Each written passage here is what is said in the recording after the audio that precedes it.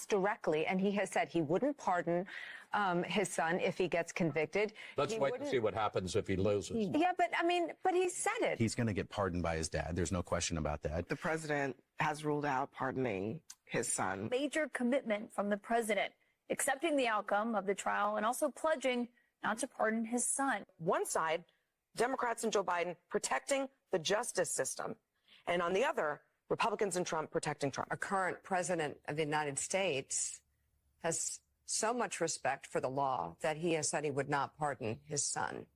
I mean, again, it's all about the contrast. And Joe Biden has very clearly said he would not pardon his son, he would not commute his sentence. How stark is this difference? I mean, how can Republicans keep making this argument now that Joe Biden has really put it out there? He is not pardoning his son, which he could do. These are federal charges. Right. He is not doing that. He is not doing it because he is living what it means to have a rule of law in this country. Yeah. And it isn't, I mean, if you want to know if he believes it, you could actually see what is happening with his own son. You ruled out a pardon for your son? Yes. As I said last week, I will accept the outcome of this case and will continue to respect the judicial process as Hunter considers an appeal. You know, the president said he won't touch it. He said he's not going to pardon his son. But Democrats stand for the rule of law. Remember, law and order. And we've been saying that Trump's not above the law. Hunter Biden's not above the law. He even went so far as to say he wouldn't pardon his son. That's how much respect he has for the system. The president has said that he will not pardon his son. What did you think of that? I thought it was extraordinary. I mean, it was a moment of just moral clarity. Joe Biden has already proven he's willing to stand up for the rule of law in a way that we could all never imagine Donald Trump to do. Pretty emphatic over the last few days that he does not plan to pardon or commute his son. What that really is him saying is, I don't plan to use the powers of the office, the powers of the presidency, to provide private relief for my family. In a sense, he's staking out a pretty bright line between being, as he says, a president and a dad. President Biden told David Muir that he would absolutely accept the verdict, whatever it was, and that he would not pardon his son.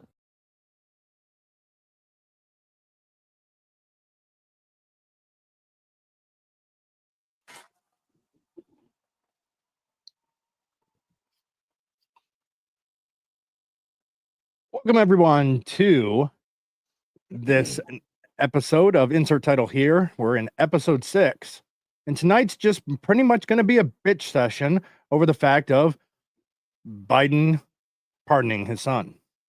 Welcome to clear, obvious, two-tier justice system that we've all been aware of. We've all seen. This isn't new. This has been the case for a while now, but now it's gotten so bad that even Democrats are upset with him pardoning and taking it upon himself to do it. So we'll start off with Darnell, the co-host of Insert Title Here show. How you doing, man? I'm good, man. How about you? Long week.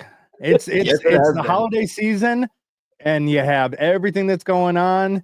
And then this right now is just comedy of errors that's going on with the Democrats that they just cannot get out of their way of turning more and more people away from them. Theo, how you doing? I'm doing good. I can be the field reporter and senior analyst for the Insert Title Here show. Yep. You want to know what? We'll make that the official title. Excellent. This is. We'll get we'll get you on some man on the streets. Why is there no one around? Why is there no one around? I'm here. Where's everyone else?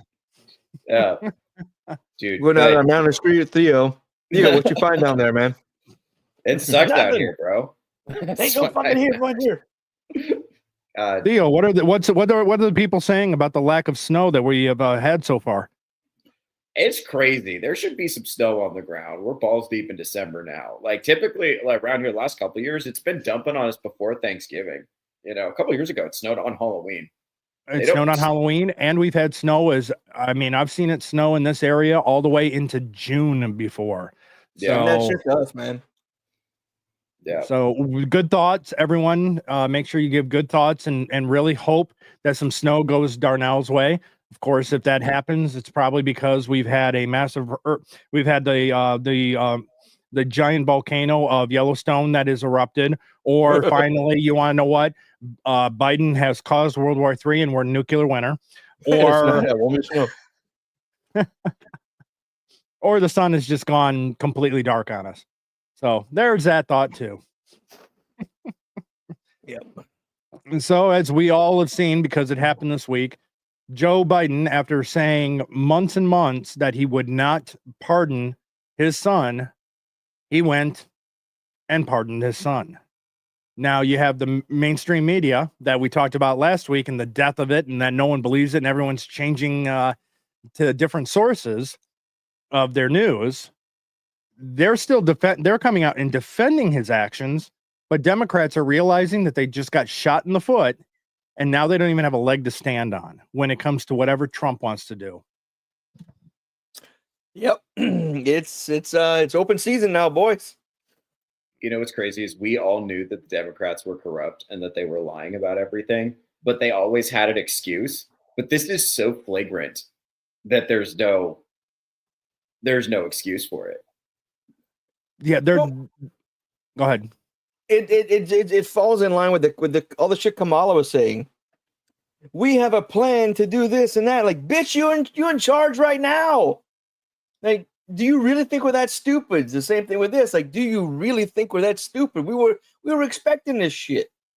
Yeah, they don't care. They don't care if you think they're honest. My favorite thing about this, and I haven't heard a lot of people say this, but people, like, the number one excuse that they come up with is, well, it's a father showing compassion to his son. What could you expect? You know?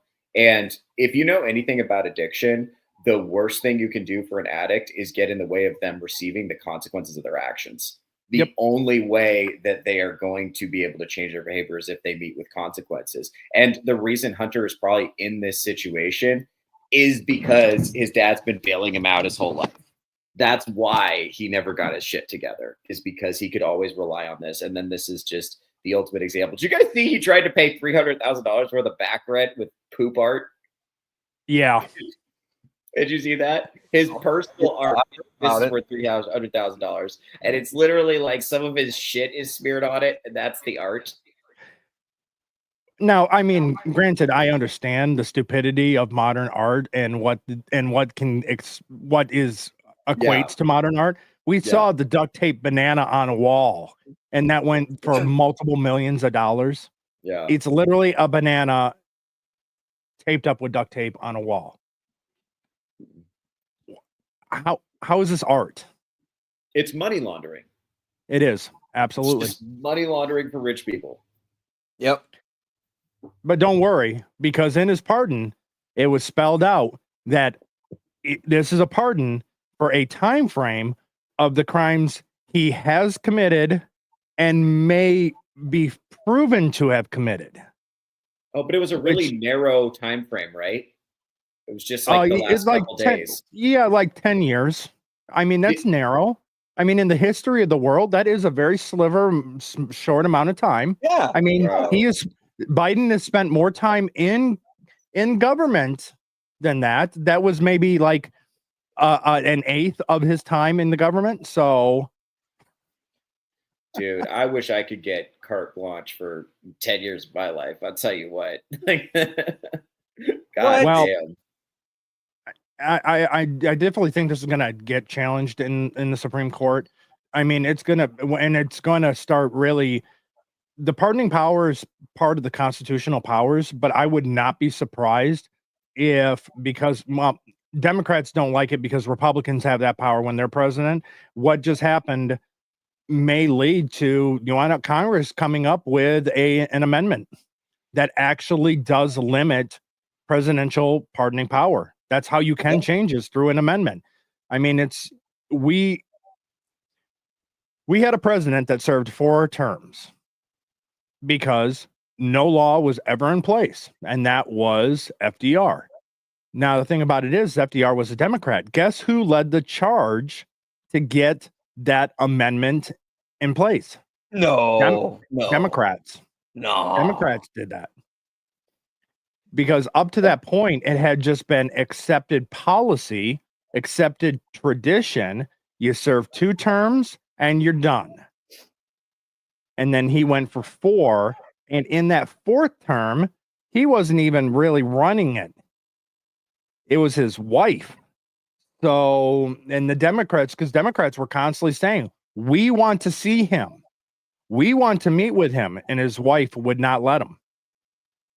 So don't put it past the Democrats to stifle the executive branch in that way, to stop them from pardoning people, especially when it hurts their own talking points and shoots themselves in the foot. Yeah.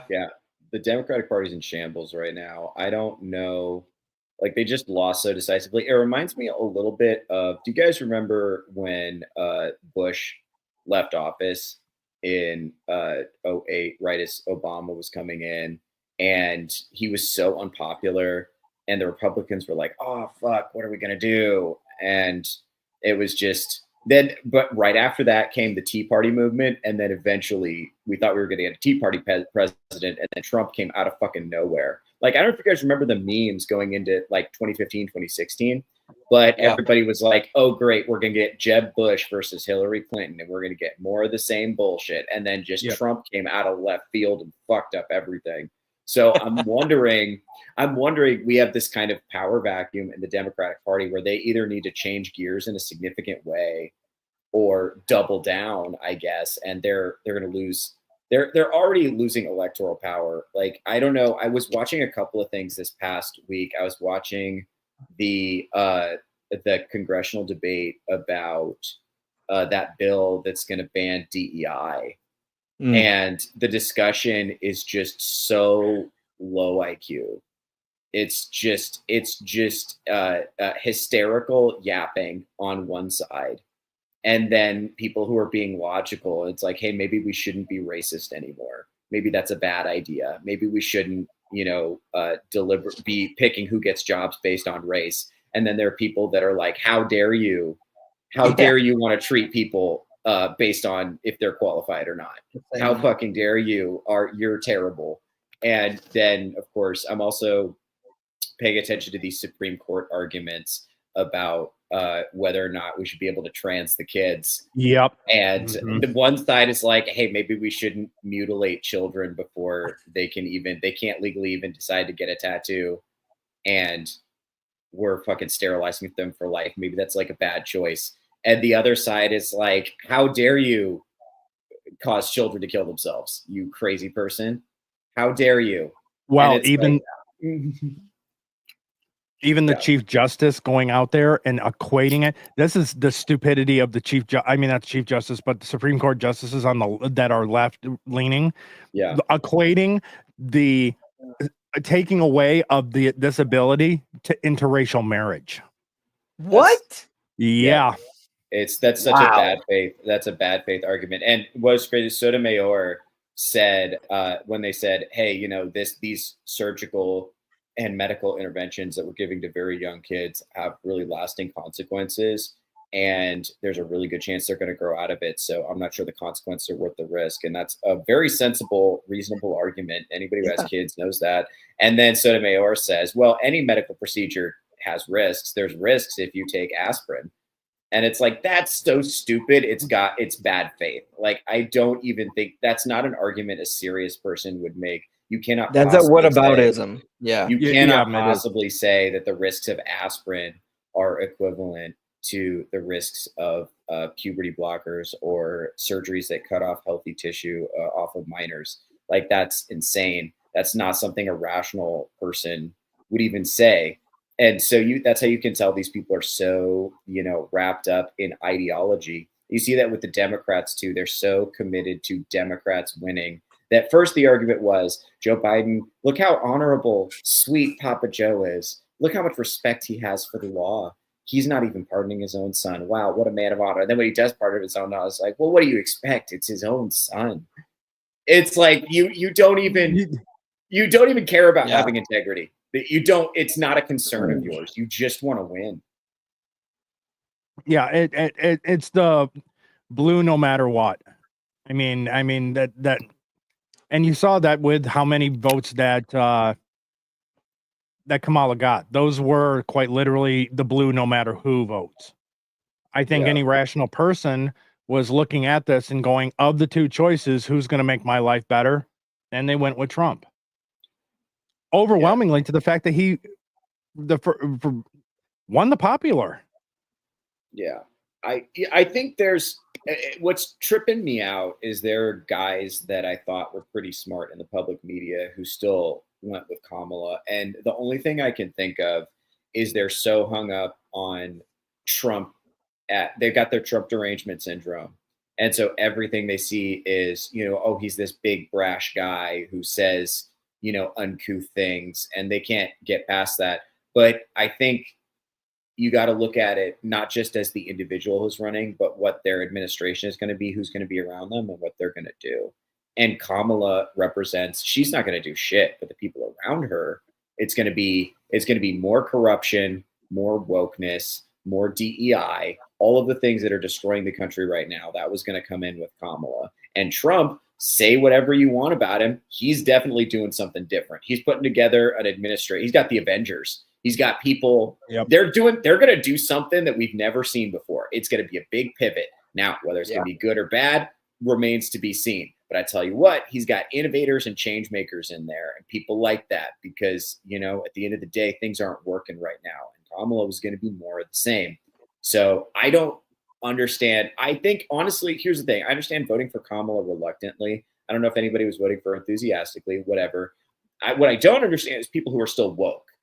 That, I think, is if you are still woke after they've decided sacrificing children is okay, like if you're still woke after that, then you are either retarded or a psychopath.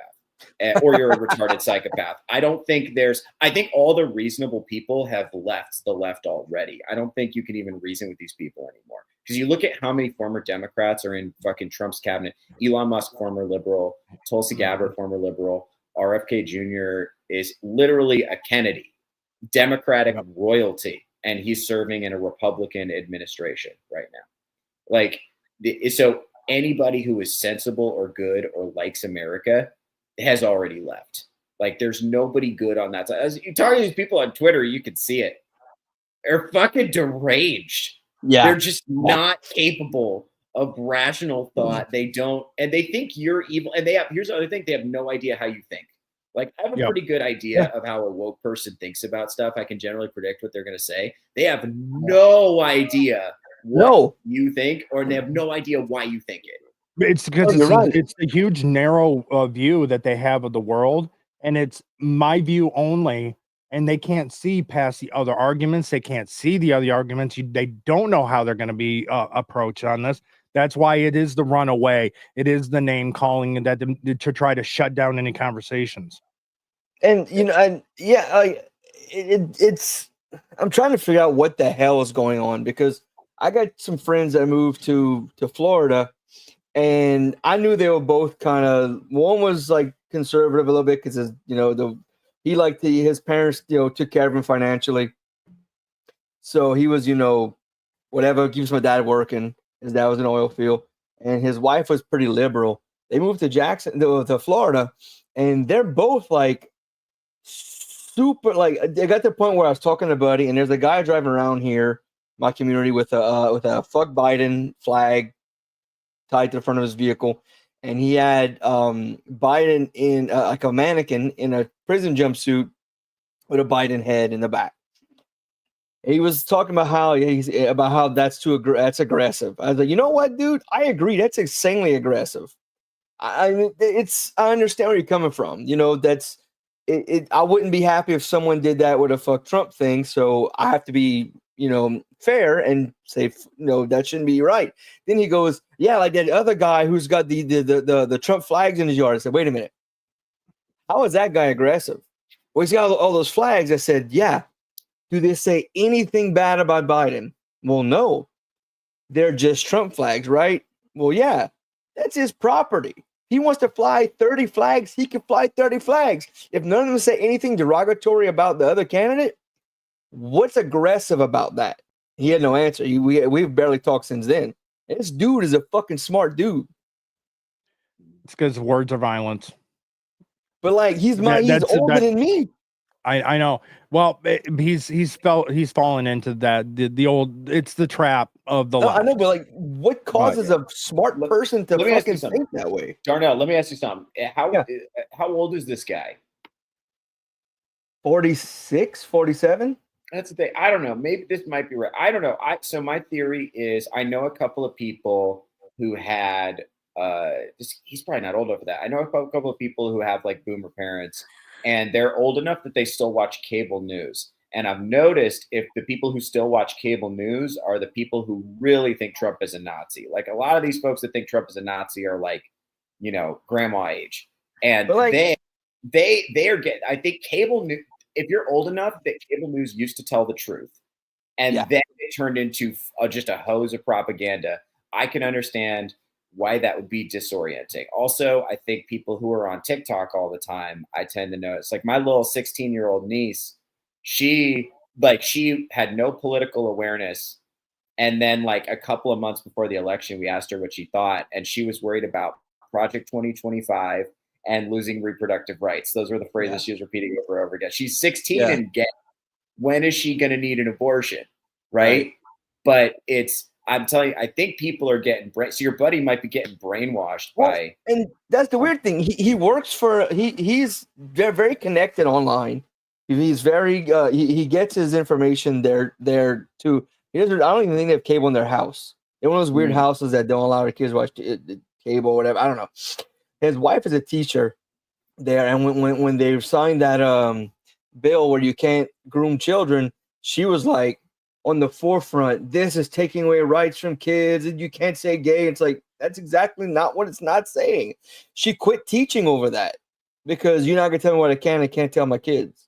Like, woman, you have a head on your shoulders. Where did this come from? They're not easily convinced people. They don't get swayed by watching certain things. Like, it's weird. Like, I don't understand where they like switched. It's reality versus what people put out there. No, they were easily brainwashed. The fact that she was a teacher, part of the unions, part of that, and they're going and doing those trainings and everything like that. No, they fully believe that, and it's not it's not a lack of. I don't think it's a lack of being intelligent. It's just humans can easily be scared about things and then dig in. Right. No, like, again, and like, in fact, she was one of our group to talk about how easily brainwashed I am.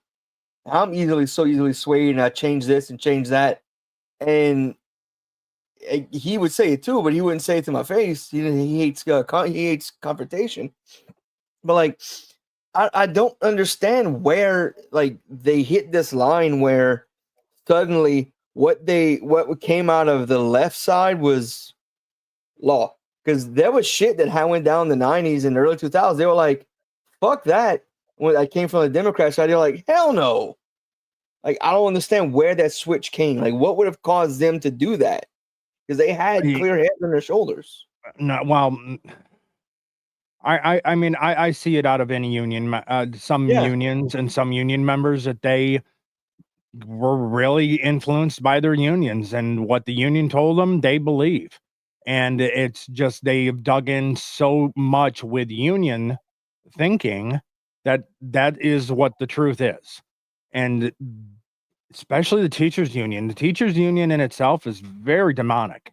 Yeah. Well, you got to think about who teachers are. So teachers are people who have liberal arts degrees. It's mostly women. They mostly lean left. You get a bunch of women all in the same place, all like yapping about political stuff. They're going to get each other all hyped up and all scared. That's the fucked up thing. I worked in schools for 10 years. Yeah. I knew way more conservative and right-leaning teachers than left-leaning, and they're still like that to this day. Very few in my area are like that.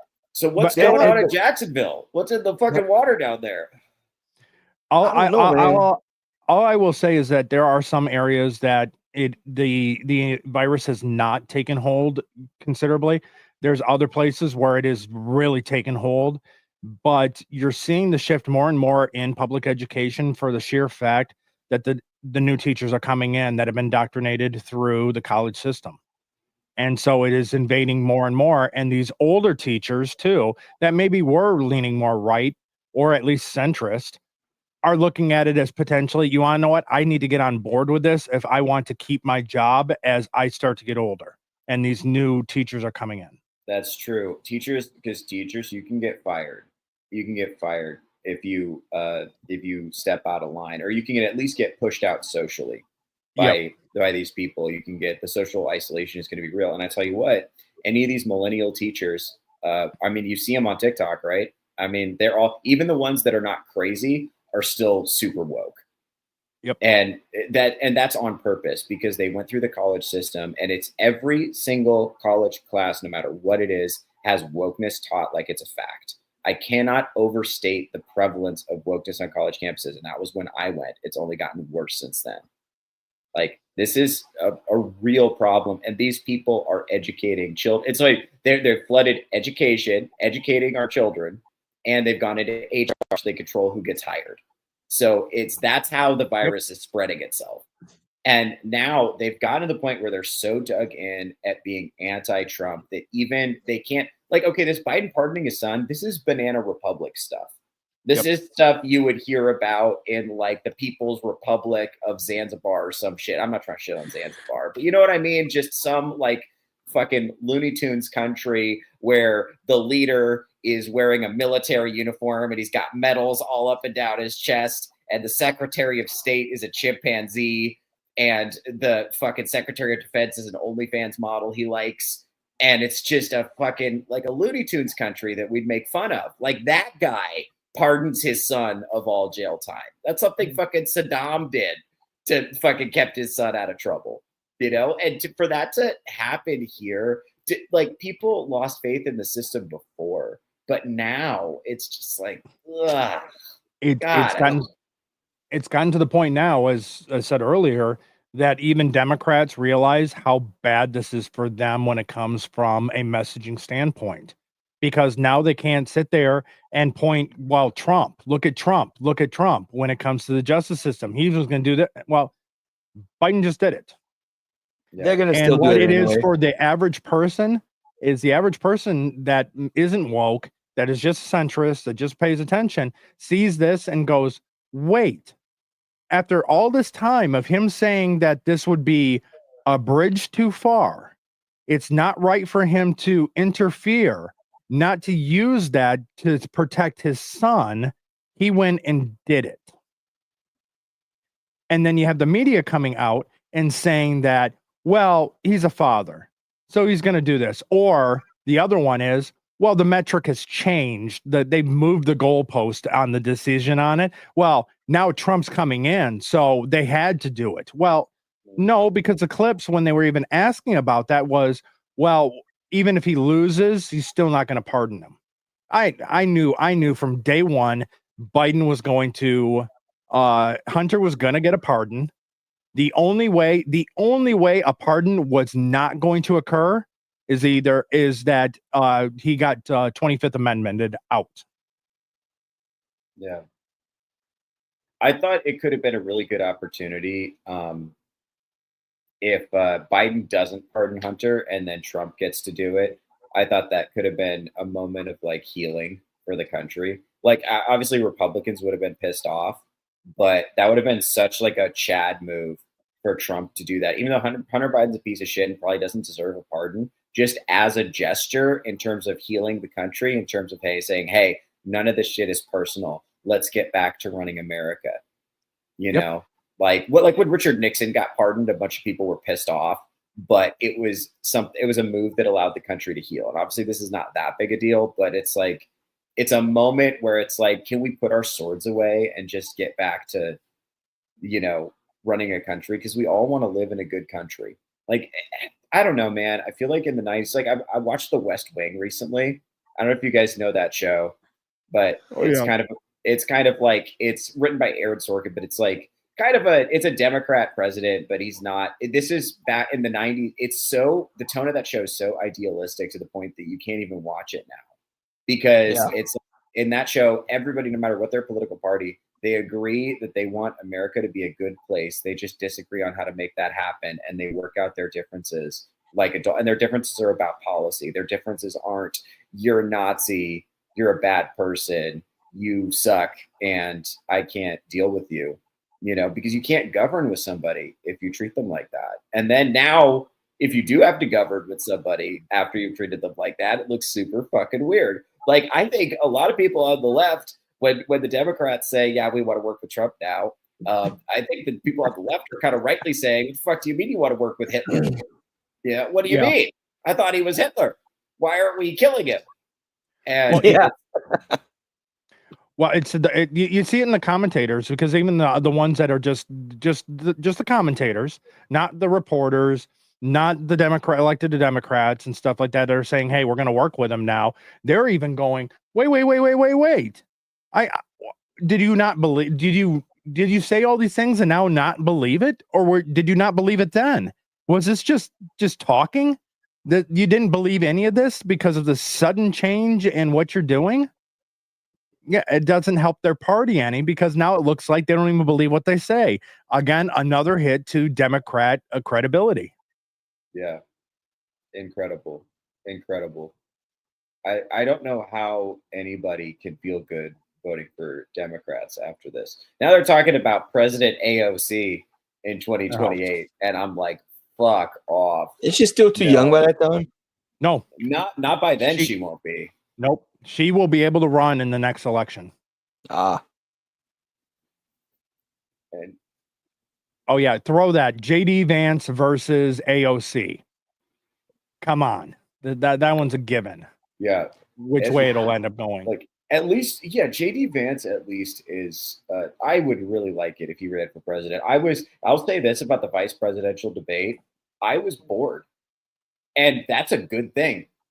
I was so spoiled watching Trump debate, just like, when is he going to go off? When is he going to say some wild shit? When is he going to insult this guy? When is he going to talk about eating the dogs, eating the cats? When is he going to, call Jeb Bush a queer? Whatever the fuck he was going to say. I was like excited about it. And then the vice presidential debate, they're just talking about policy and bringing up issues. And I was like, ugh, this sucks. But also, that's how it's supposed to be. Guys, It's supposed to be kind of dry. That's actually good. That means intelligent people are talking about issues instead of taking personal attacks at each other.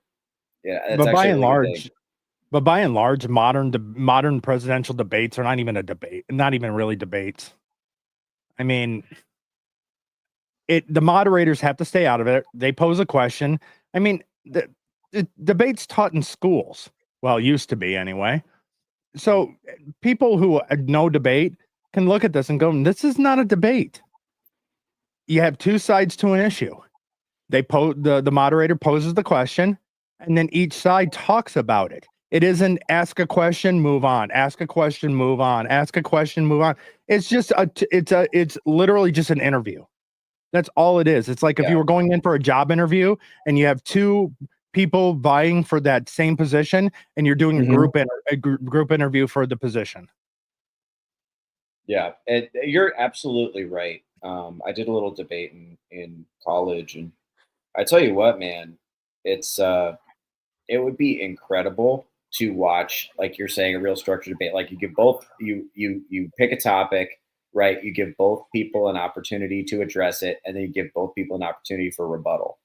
That would be great. Just actually let them speak for some time, and without like these the fact that they only give them a short amount of time to speak, it encourages, like, interruptions are encouraged, especially if you're losing. Like, you have no incentive to not just like interrupt and be a total piece of shit, because if you get a zinger that turns into a cool TikTok video, I mean, that could sway votes. So, if you're okay, let's say you're actually an undecided voter and you're actually trying to understand what's going on, you're actually trying to hear what people think. The current debate format is not going to give you that. Like, it's set up for people to get zingers. Yeah.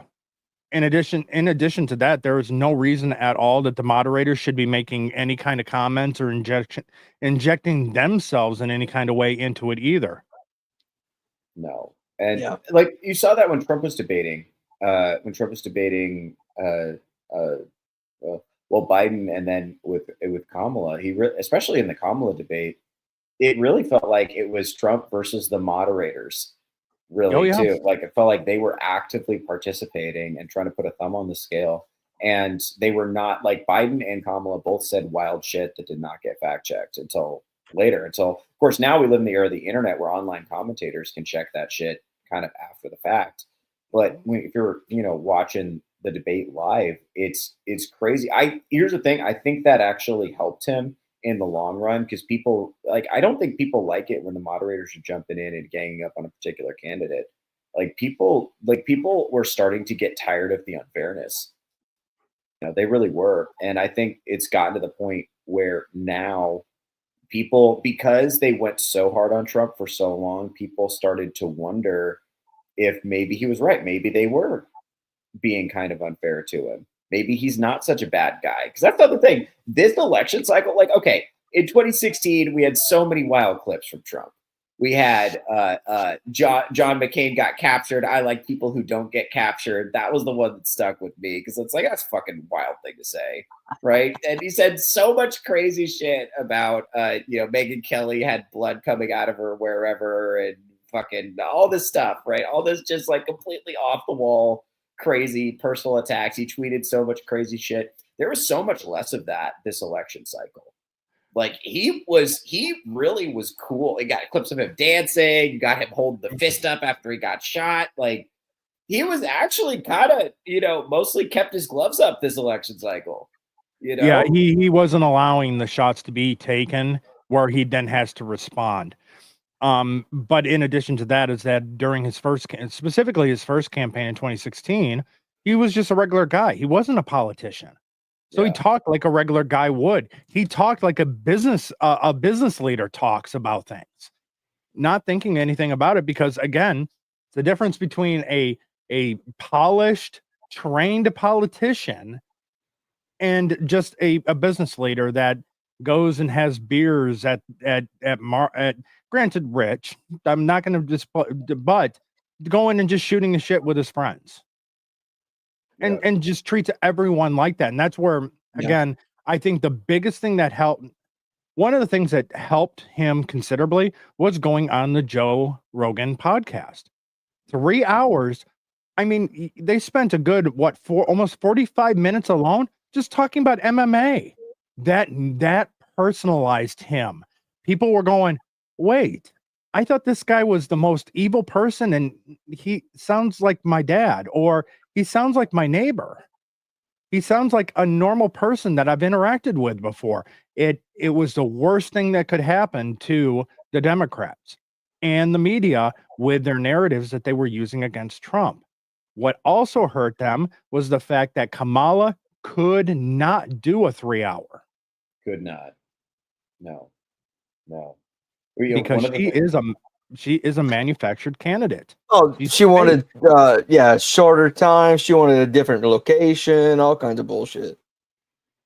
One of the things I saw that the Joe Rogan podcast really helped is, I remember the segment where Trump talks about the weave, where you have to weave all these different ideas together. Because one of the things they do on John Oliver's show is they'll take a Trump quote and be like, he's all over the place. Look at him. He's talking about all these different things. It doesn't make any sense. And if you clip that soundbite, it's that none of those ideas seem really connected.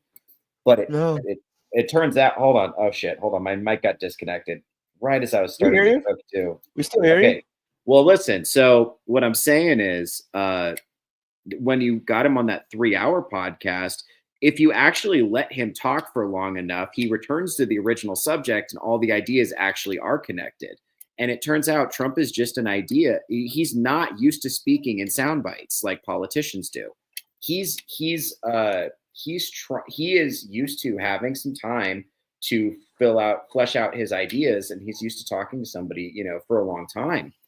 And if you do that, you can introduce a few different topics and then tie them all together. And you finally saw that, with with the Trump interview, I was like, I didn't feel like I really understood Trump until after that. I was like, oh, it's not just one thing I've always thought is that Trump is smarter than you'd suspect if you just listen to his quotes out of context.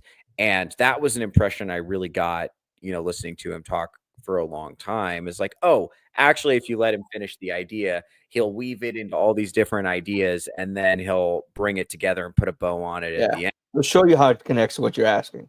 Yeah, and politicians don't speak like that. They speak in sound bites. They're polished. They get the information out. They stick to the thing, but it feels very rehearsed and very canned. And Trump is not, like you're saying, this sounds like a regular guy. It sounds like if you had my dad drink a couple of beers and asked him what he wanted to do about the immigration problem, he'd say, put him in a bag and throw him over the fence. That's what he'd say, probably, right? Like, I mean, he sounds like a real fucking guy. And I think it's so refreshing. Yeah, I mean, you get a politician, you're like, oh, so what about this, division? We got to come together, blah, blah, blah. You got a regular dude. Hey, what the fuck? Yeah. That's oh, what come we on. need.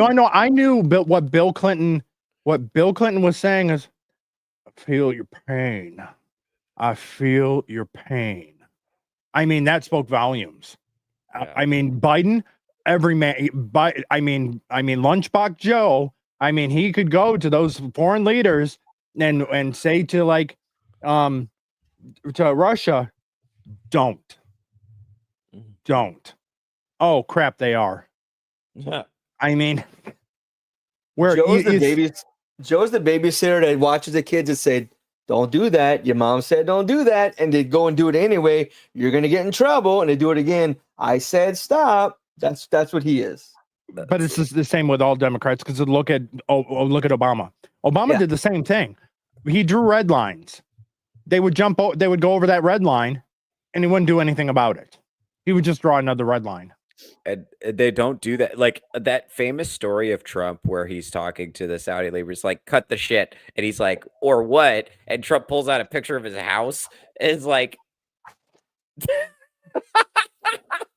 Trump understands we got power. targeted. I mean, he understands power and he understands leverage, and he knows how to intimidate people and push people around. And I think, look, I understand why that's upsetting for people, especially women, especially feminist women who are trained to fear male power. But the fact is, you don't want a super nice, soft, male feminist, limp-wristed guy in charge, especially not in charge of the military. Because I tell you what, Vladimir Putin does not fear a guy like that. Kim Jong-un does not fear a guy like that. You want to see what happens to an army when they have a really beta leader? Look at Canada. Have you seen the clips of the Canadian army when they were marching? They weren't in step. They were all over the place. They looked like shit. It's like, you want to know what? Canada is really not at all a threat to us when it comes down to militarily. I mean, that's not much worse than the stuff we've been putting out. Trans people in the military. Oh yeah, I know that doesn't help things, but I think we're still stronger readiness than Canada is. But it's funny to hear clips. So I don't know if you've heard any about this, but someone that I guess was at the meeting. So this is all hearsay, so take it with a grain of salt. But supposedly someone that was there at the meeting between Justin Trudeau when he went down to King's Landing to bend the knee to Donald is that Donald essentially said, we're going to impose a tariff on you of 25% unless you get your borders in order and help us stop with this illegal immigration flow. If you don't and continue to be weak-willed and weak just in general, maybe we will make Canada the 51st state. Now, granted, like I said, this is hearsay, someone that supposedly was there, but you want to know what? That does seem almost like something Trump would say. Don't test me on this. But I mean, Trudeau going down there is because, Canada cannot withstand a 25% tariff. Nope. They're already not doing well right now. This would just hurt them. Well, then get on board and start. I mean, you already see it in Mexico, because they're going to hit them with a 25% tariff as well. Well, you want to know what? Over the last couple years, they've done almost no arrests of cartels or drugs. They've gotten just a little bit of fentanyl. Yeah, they went, and after Trump made his essentially, here's my offer. This is what's going to happen if you don't start playing ball. They went into a high drug cartel area and got pounds and pounds of fentanyl recovered and taken away. Oh, look at that. Look at that. A strong leader.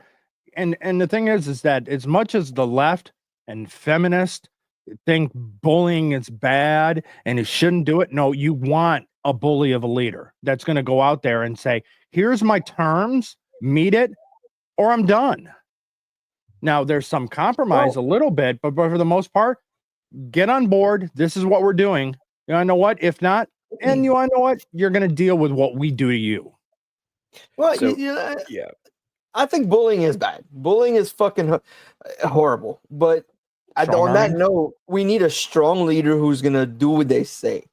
Like, hey, this is going to happen if you don't calm the fuck down. Like, one of my favorite Dane Cook jokes is when he talks about how World War II was America got drunk. Yeah. And after World War II, like other countries start to act out. He's like, hey, you don't want us to go get drunk again, would you? Look what we did here. You know, that's what we need. A fucking leader who's to be like, hey, Hiroshima, Nagasaki. You want to play that game again? Oh, do you know that do you know the location of the third planned drop was going to be? Wasn't it Germany? No.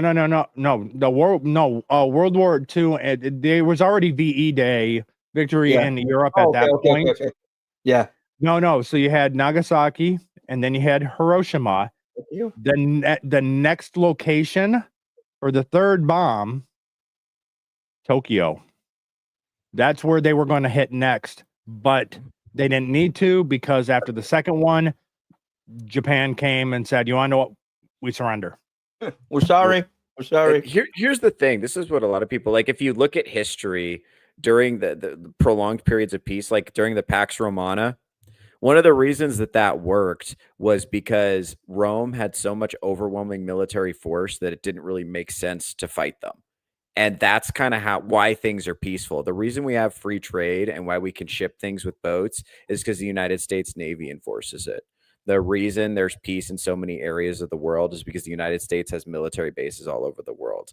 And we don't want to we don't want to say that because it's like, oh, it's bad to have an empire and it's bad to, use military force. But the truth is, force is a huge deterrent. And it stops people from acting up, and it forces people to come to the table and handle things peacefully because they know they couldn't win a military conflict. That's important. But if you have a weak leader, then people are much more likely to just do stuff because they know that he doesn't have the support of his party. I love that this is the badly behaved cat stream. I That's know. my favorite thing. My kitten has just been acting out this entire stream. Yeah. My cat's a bad example for your cat. I had to move all my cat toys to the fridge because it's the only place I can put them where he won't steal them. I woke up yesterday. I spent like $30 on cat toys at Walmart. And then that's big money for a comedian. I got up I woke up this morning and they're just all over the floor. And my cat is just like, I don't know what happened. Somebody must have broke in. I have all my cat toys. I have all my cat toys in a little wicker basket. I would collect them up, and this was on my last cat that recently passed. I would put all of them in there, and it'd be like that for about 30, 45 minutes, and then he decided, I want to play with a specific toy, dumped the entire thing to find that one toy.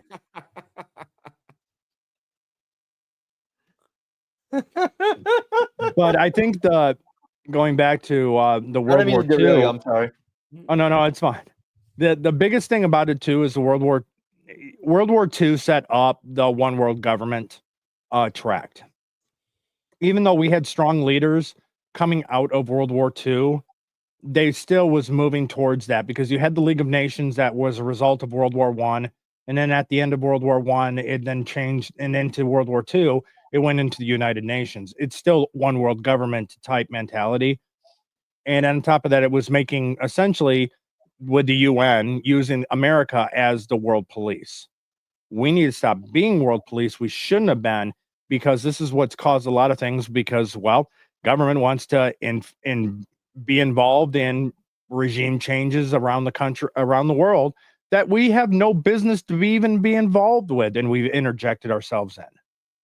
The theory of the whole point of communism in this Cold War, that the communists felt that they wanted to stop any continuing growth of capitalism, and you had the West stopping any growth of communism, and to let one country fall to communism would be a domino effect.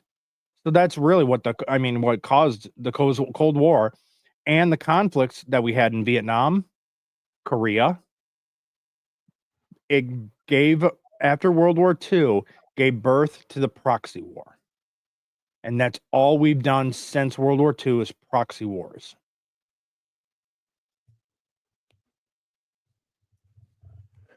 I think that's so true. And I think I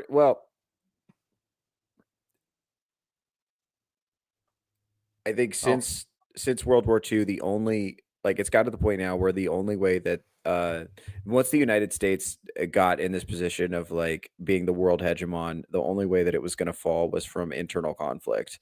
Oh, yeah. And unfortunately, I think that's where communism kind of rebranded itself as wokeness. This is like this, it's this, because it's really the main similarity. There's a lot of intellectual similarities, but at the end of the day, it's not, you don't have to be a big fucking nerd to understand this shit. At the end of the day, it's all about resentment. It's all about, I should have more, you should have less, but I don't want to work hard and earn more. I just want to have more. And I think it's bullshit that you have more. So you should give me your shit. That's what it comes down to for these people. And it's like when I was woke, when I was younger, I was entitled. I thought I was the smartest guy in the world, and that I thought I deserved more. And then when I realized that I could get more by working hard, I was like, oh, well, that's the secret. I just do stuff and I get stuff. I just have to work for it. And if I work for it, it feels good to get it. And if it's just given to me, it feels like shit. Oh, okay. Well, then I'm just going to do what makes me happy, which is working hard and getting what I can get and earning my way in the world. That makes me happy. And that gives me lots of satisfaction. Also, this is kind of a side note. The gym, the reason that the left is so against the gym is because the gym is proof that if you work hard and stay consistent, you can improve. That's why it's only right-wing people up in there. And if you go in the gym a lefty, you will become more conservative as a result, because it's literally proof. I gotta differ on that one. The gym is full of right-leaning individuals that are bettering themselves and thought. No, that's just true. Want to make a video. That's true. Okay, so on another side note, a different tangent here, is that I really wish gyms would start cracking down on the recording happening there, because the women that are doing it are literally trying to get an interaction so they can make themselves look like a victim and being harassed at the gym. It's terrible, dude. It's terrible, dude. And it's like, dude, you're just showing up to the gym in your fucking underwear, dude. Like I was at the gym one time kind of recently, and there's this girl wearing white yoga pants, nothing underneath, and she's just bending over, and it's becoming see-through, and I'm seeing her just entire butthole, just butthole. It's like, look, guys, I understand that I'm an adult man, so I am responsible for the direction that I point my eyes, but you can't fucking do that. That's entrapment. No. You can't. Yeah. That's crazy. Like, can you put your fucking vagina away, please? Like, I don't need to see all that. Entrapment. Yeah. Like, come on. Like, it just. This is what I'm saying. Like, people always say I'm gay for this, but like, I would love to go to a men's only gym, because at the end of the day, I'm just not there for that. Like, I'm not. I'm not there to just stare at your asshole. And it's like, there was a time in my life where I would have been like, ooh, hoo, hoo, but like, I think because it's not rare to see a woman dressed slutty anymore. It's all the just time. everywhere. And I'm sick of it because it's like, I don't know. It's like I said this when the Hawk Tuah girls meme coin blew up. I was like, the fucking gooner epidemic is out of control. Like, let's make modesty and self-discipline great again. And I say that on both sides. Men should be modest. Men should be self-disciplined. Women should be modest. Women should be self-disciplined. Like, I know I have to have the self-discipline and not look at your asshole, but also you should have some fucking decency and not be showing me your asshole. How about that? Like, I mean, I know that's fucking not, popular thing to say nowadays. I don't know. I'm hoping with Trump winning, things start to go back the other way. I almost feel like you're rationalizing like subsidies. I mean, if you don't want me to use the subsidies, then don't offer the subsidies. Right. Yeah, seriously. Seriously. Yeah, and it's like, look, I know some of those girls are like, they're out there trying to get, male attention, but also like I kind of resent it too, because it's like, I don't want to pay attention to your asshole. I want to pay attention to your fucking personality. Like, believe it or not, tell me what you've been reading lately. Fucking tattoo the last book you read above your butt crack so that when you bend over doing those Romanian deadlifts, bent over at the waist, at least I'll know you read a book. Yeah, it'll probably be Harry Potter. Anyway. God damn it. Just a note, a personal note to younger viewers that there are other books out there than the Harry Potter series, and I recommend picking up those books. There are some really good classics out there that don't have to do with Harry Potter. That being said, I feel like so many millennials, they read Harry Potter and they watched The Handmaid's Tale on Hulu, and then they never read another book. That's their whole worldview. That's why everything is Voldemort. Like, they just don't have. They've never read 1984. They haven't read Brave New World. They haven't read any of these books that could have given them kind of like 1984 is crazy too, because I read that in the last couple of years, and they're like literally trying to. The big thing with that is like, don't believe your eyes, don't believe your senses, just believe the lies that are coming from the government. And the stuff that you would to actually see that happen in the real world, it's like, oh, but I have a frame of reference now. I recognize it. That's the government lying to me. And it's like, but you see the newspeak literally happening in real time right now. You are seeing literally when it comes because of social media, because of the digital age we live in, they're still memory holing stuff, trying to memory hole events that actually occurred and trying to rewrite history in real time. Yep. I mean, even in the events you saw them with the attempt back there in Pennsylvania on Trump, they in real time were trying to rewrite history about what had occurred. Yeah. This is, and something I'm seeing is, okay, some leftists are definitely defeated and they're willing to just bend the knee and to just go along to get along because they're in it to win it. But there's some true believers and they're digging in. Like, do you guys see this healthcare CEO that got whacked? Yes. You guys see that? Okay. Yeah. So He was getting like dragged across Reddit. Yeah, that's what I'm saying. It's like, okay, regardless, we could talk about the morality of, oh, this guy's company denied so many claims and so many people died because of these pointless denials. Maybe he had it coming, whatever. We can, whatever. I don't, murder's bad, all that stuff, whatever. I don't know enough about the case to really talk about it from that perspective. I don't know if it was good or bad, whatever. I've heard a lot of things on both sides, but the online discourse has been, from leftists has been, he had it coming. More of this, please. It's about to get real French Revolution-y up in here. Let's start killing rich people in the street. That's kind of where it's at. I think. And again, it's easy to talk shit on Twitter. It's hard to do stuff in real life. But you got to think, right? If there's people saying it on Twitter, there's got to be somebody crazy enough to actually go out there and do it. I am so offended by that, man. I mean, grandma taking a self-guided tour at the Capitol is a bigger threat than the left.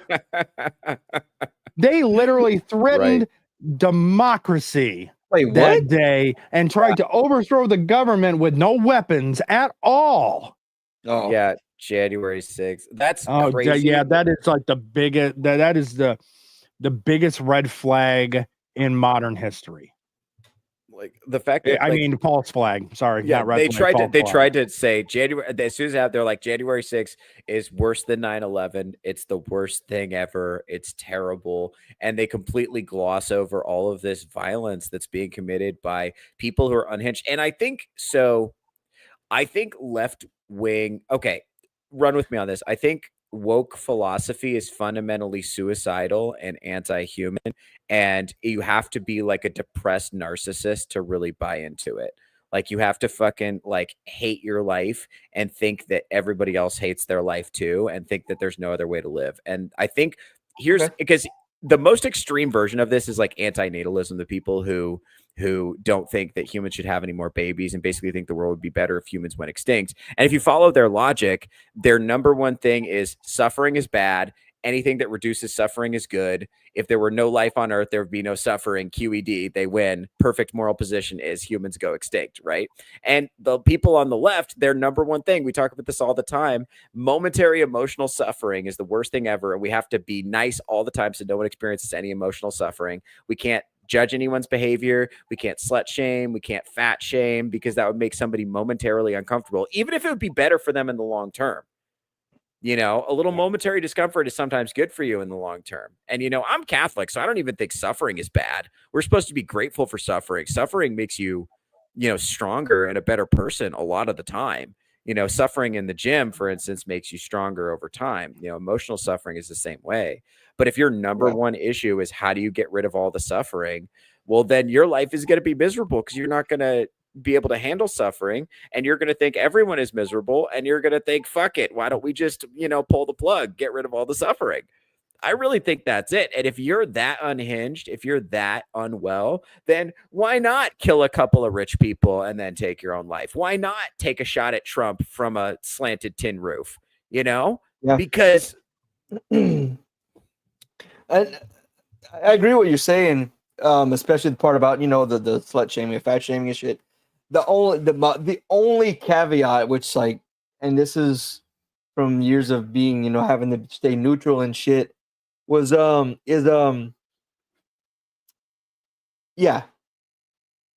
comment may help the person, but how is the rest of it? I'm not saying we're responsible for someone else's mental health or whatever, but like if this person was one comment away from, you know, just fucking losing their mind, that one comment may be, you know, I guess set them off, and then suddenly you look like the person that fucking forced them into doing this, which we aren't because it's not you're not responsible for their actions. Overall, go ahead. No, it's, and I hate being in this position because like I see both sides, but at the same time I'm like, don't be so thin-skinned. Like, come on. Yeah. Well, yeah. Okay, I this is a result of the policies of education, of wanting to prevent it's the infant yeah, I can't even say the word. It's like treating adults like children, and you can't have any bad feelings. You can't say anything bad. And so what has happened overall is not so much that we stop the fat shaming, we've stopped this. It's we've now normalized it, and it's acceptable.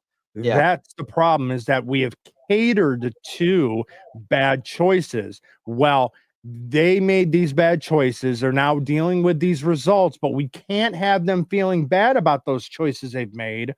So we're going to just normalize it. And so now you can't even point it out because we've got to keep those people that are suffering those effects of the choices they've made, we've got to make sure that they feel comfortable. Yeah. Give them that extra bowl of ice cream after their dinner, because we don't want them screaming. Come on, man. This is why, like, the fattest guy in the world, like 100 years ago, looks like just a regular dude you'd see on the street today. And this is what happens. It's like, okay, what people don't understand is like shame is actually really important, because you need mechanisms to stop people from doing dumb shit that's counterproductive and self-destructive. And if you don't have shame, is really effective. And the reason is because shame is a great way to get people to stop doing stuff without necessarily making it illegal.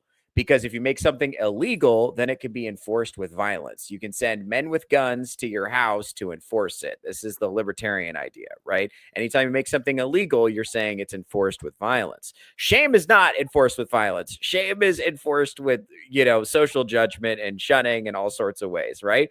But it's not violence. It's way, way, way better than the alternative, right? If you had to pick between a bunch of Karens being mad at you versus judging you versus government thugs coming to your house, I can tell you which one I'd pick.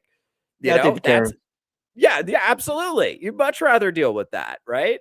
And that's, I think, when you get rid of shaming and you say no one's allowed to shame anymore, and then people start engaging in this. You kind of see this in the Weimar period in Germany. When you get rid of all the social shaming and people start behaving in a degenerate way, and you don't have any mechanisms to stop them from doing it, people get resentful and people don't like it. It's gross. People don't like seeing butt cheeks in the street when they're trying to walk their kids to school. People don't like drag queens in the library. Okay. People don't like that. People don't like that you're trying to trans their kids. And I think this election was a bit of a referendum specifically on that type of stuff. Yeah. I think we are seeing the pendulum swing. Yeah. The pendulum is starting to come more. I mean, it's going to be still a little while that we're still towards the left with the pendulum. I think it's swinging towards center. But you're seeing you're seeing overall, though, that America is becoming more and more populous. Mm-hmm. More in a popular type of way. A little shit. My cat is messing with my light right now.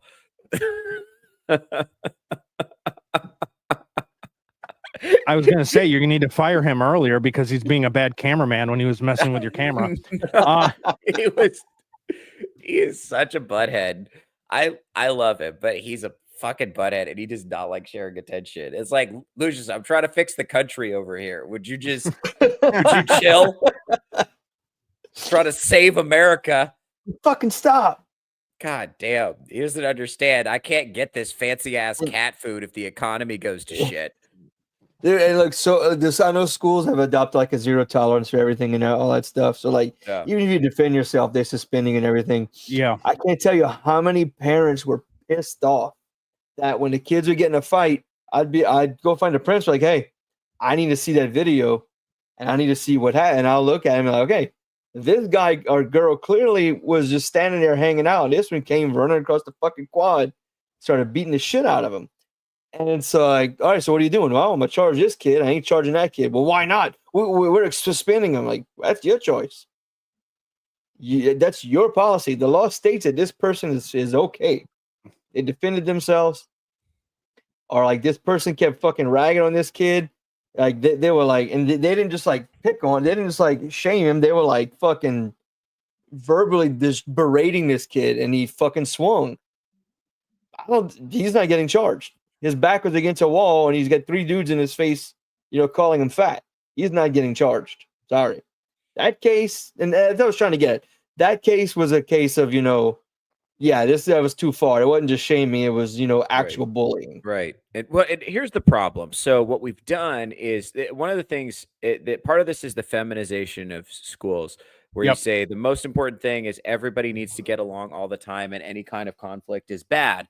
And so what you've done is you raised a generation of boys. And I remember this very well when I was in school. You've taught a generation of boys that standing up for yourself is pointless, that fighting is pointless, even in self-defense. And also Also, defending your honor is bad. That's what and so that's why we have a culture so full of dishonesty and dishonor. And we don't even have a concept of honor in this culture anymore. If we had any concept of honor, Joe Biden would have pardoned his son, or at least we'd have language to condemn him for doing so.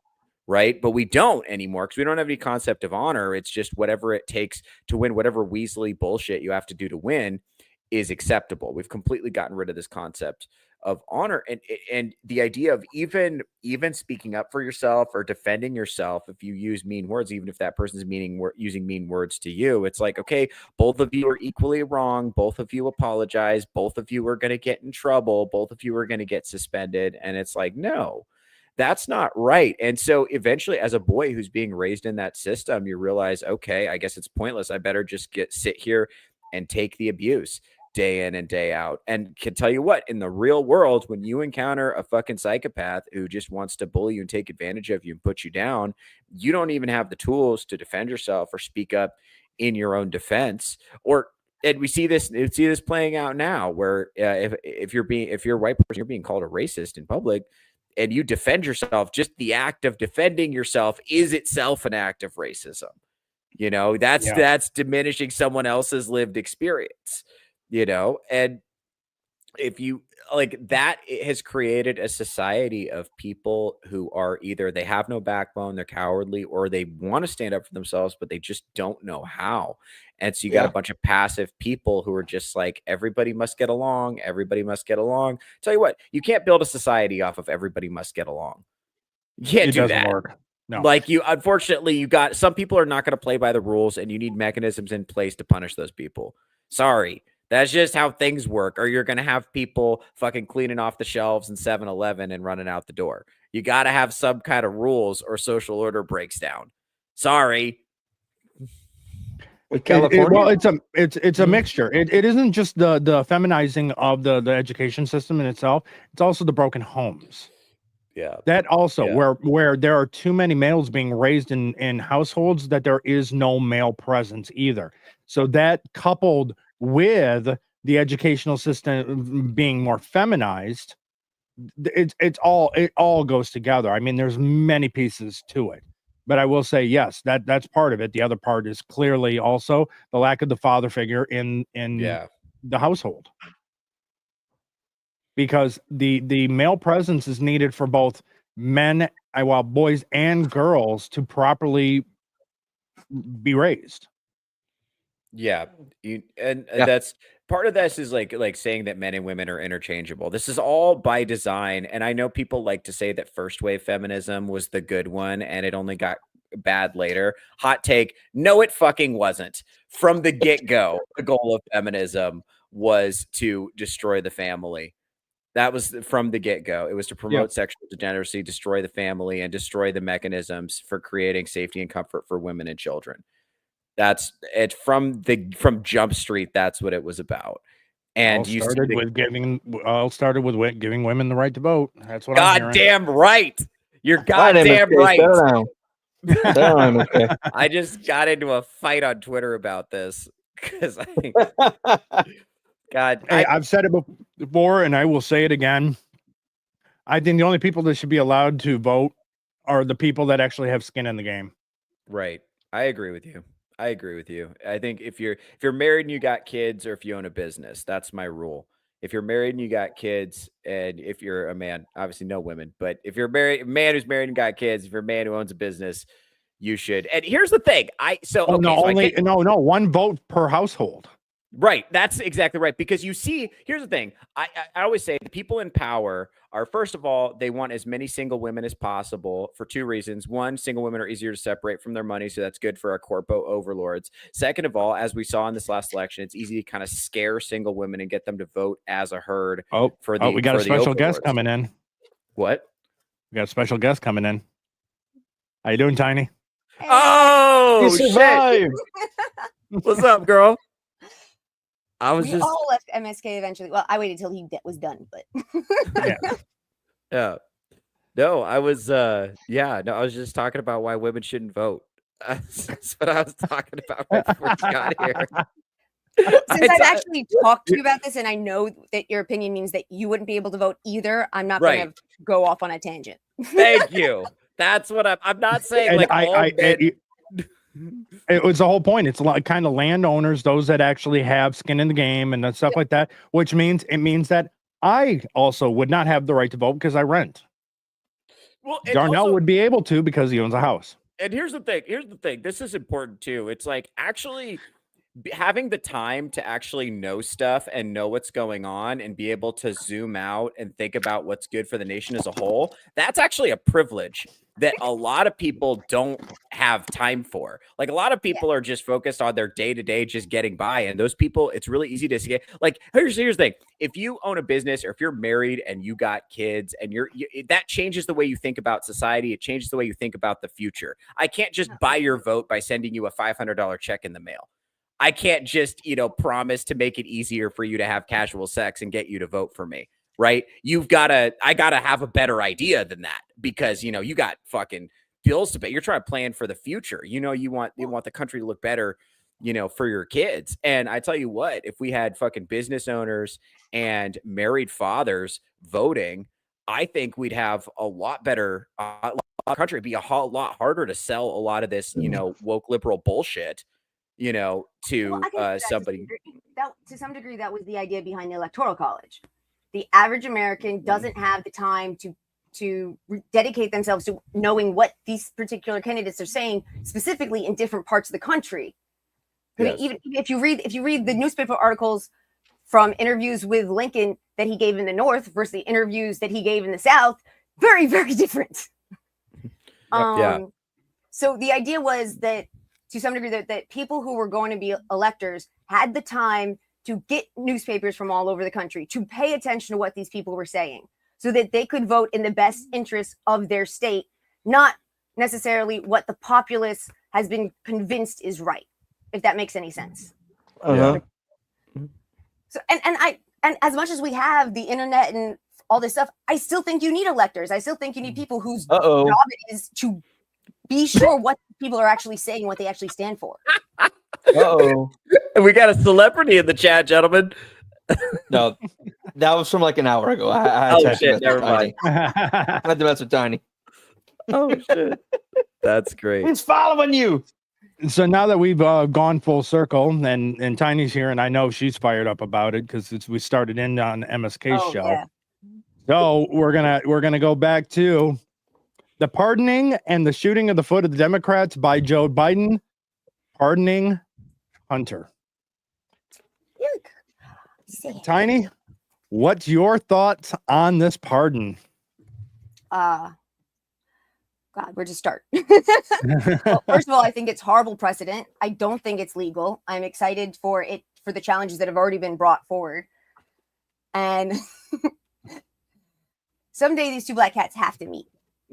Well, we're having a cats acting badly stream right now because Theo's has been being a little brat, and my little kitten has been all over the place, getting and playing with the Christmas tree, getting up behind me, just being a little terror right now. So. Oh yeah, I saw that you were like, I'm not putting any ornaments on the tree till I see what the kitten does. Yep. Got to do that. And he ended up actually waiting because there were other people who were late too, but I was late for MSK stream because I couldn't find her. She was in the closet. So I do agree. Bad precedent has been set when it comes to this. And I don't like the wording. I've seen the wording of what the kind of the pronouncement was of his pardoning. And it's pardoning of crimes that are known and crimes that aren't known. Yeah, that was the a time frame. I don't see how that could possibly be legal. Crimes that are known, because technically a pardon is for some charges that someone had brought against them.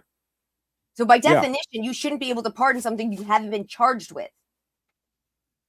So it doesn't make any sense. And as I think it was you who were saying that when we were on MSK stream, that basically, if you want to hold this as president, fine. So then I can tell people to go kill a whole bunch of people and then just give them a pardon before they even go and do it. Yep. That's craziness. and they want to talk about the separation of powers and executive privilege and how nuts they went with executive privilege. Our founding fathers wanted the executive branch to be the weakest. That Yep. in times of emergency, it could pull its shit out and do shit, like the whole 80 days before having to declare war with Congress and everything. But generally speaking, for everyday Americans, everyday lives, the executive branch should not be very powerful. No, the most powerful branch of the government was supposed to be Congress. Yep. They hold the purse strings. They're the ones that make the laws. They're the representatives of the people, and this was destroyed with the amendment. And the Senate was supposed to be the representative of the state, not the people in the state. And that's what happened when they went popular vote, because senators at one point were actually elected by the ruling bodies inside the states, the houses of the states, because the Senate was supposed to be what is in the best interest for the state, not the people of the state, but the state itself. The representatives were for the people. We're in charge of the people. Yeah, no, Right. absolutely. And it's crazy to me how much freedoms and how much power over our own lives that we've given up over the last few decades. On top of everything else, we have an insane political class that was never supposed to exist. They're like a mini fake aristocracy.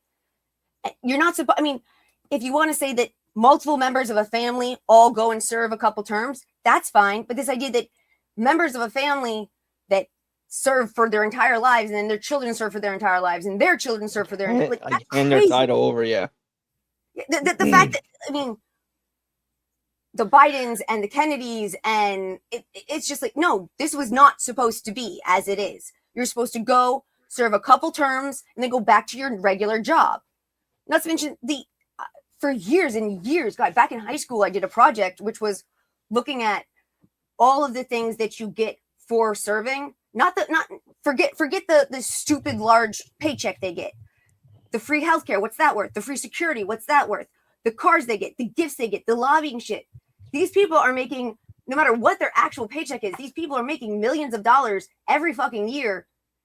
And that's not supposed to be how the system works. Plato himself, he said, and we have a really big problem. When Plato was talking about the Republic, he said it is imperative that you do not separate your fighting men from your leaders. Otherwise, you will have fools to protect you and cowards to rule you. And that is what we've done to a large degree. A lot of former fucking presidents at least served in the military first, if that wasn't their career. Yep. And that aspect of knowing what it means to put men's lives on the line, to be there and see the blood and the pain and the suffering that war causes, was important for the person who's going to make the decisions about whether this country goes to war or not. Now, I'm not saying you should have to have served to be president, but the fact that the last few people, last 5, 6 presidents never served, that's crazy. Or skated out of came up with a shitty reason. service. Yeah. And Trump does fall under that category as well. Yep. He did.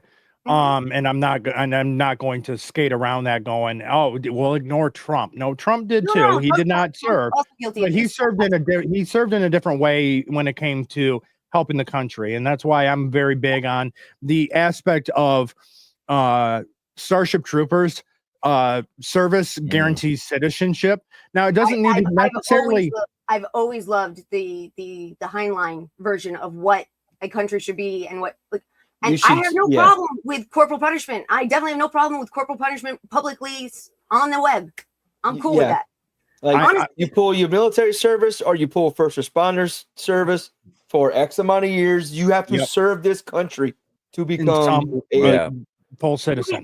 I used to think that for a long time and I still am, I just don't talk about it as much anymore, but I was a big proponent of what was called a civil draft, which was everyone had to serve at least 2 years, but that could be, you could go into the military or you could be a first responder. There are a lot of people who do not belong in the military. I do not want them in my military. Before you came, we talked about that, the trans people. Well, not trans guys I knew from wrestling that I would not want to trust with a weapon. I've worked with some guys like that who had 15 years and they were like, I'm going to clear this building. You stay at your car. I want that other guy to come with. I want that rookie to come with me. I trust him. But I mean, but one of the main reasons we have so many fucking forest fires is because the EPA made it so much more complicated for the forest rangers to clear up this. So, couple thousand fucking volunteer kids. This is your you're going to go out every summer for 4 years and you're going to clear brush. That is all you do. And I also thought later, I was really thinking about if you do it right, you also set it up so that if you are born and raised in an urban environment, your service must be done in a rural area to some degree. And if you were born and raised in a rural area, your service needed to be done in a city because we've become so separated in how we do things by those demographics or whatever.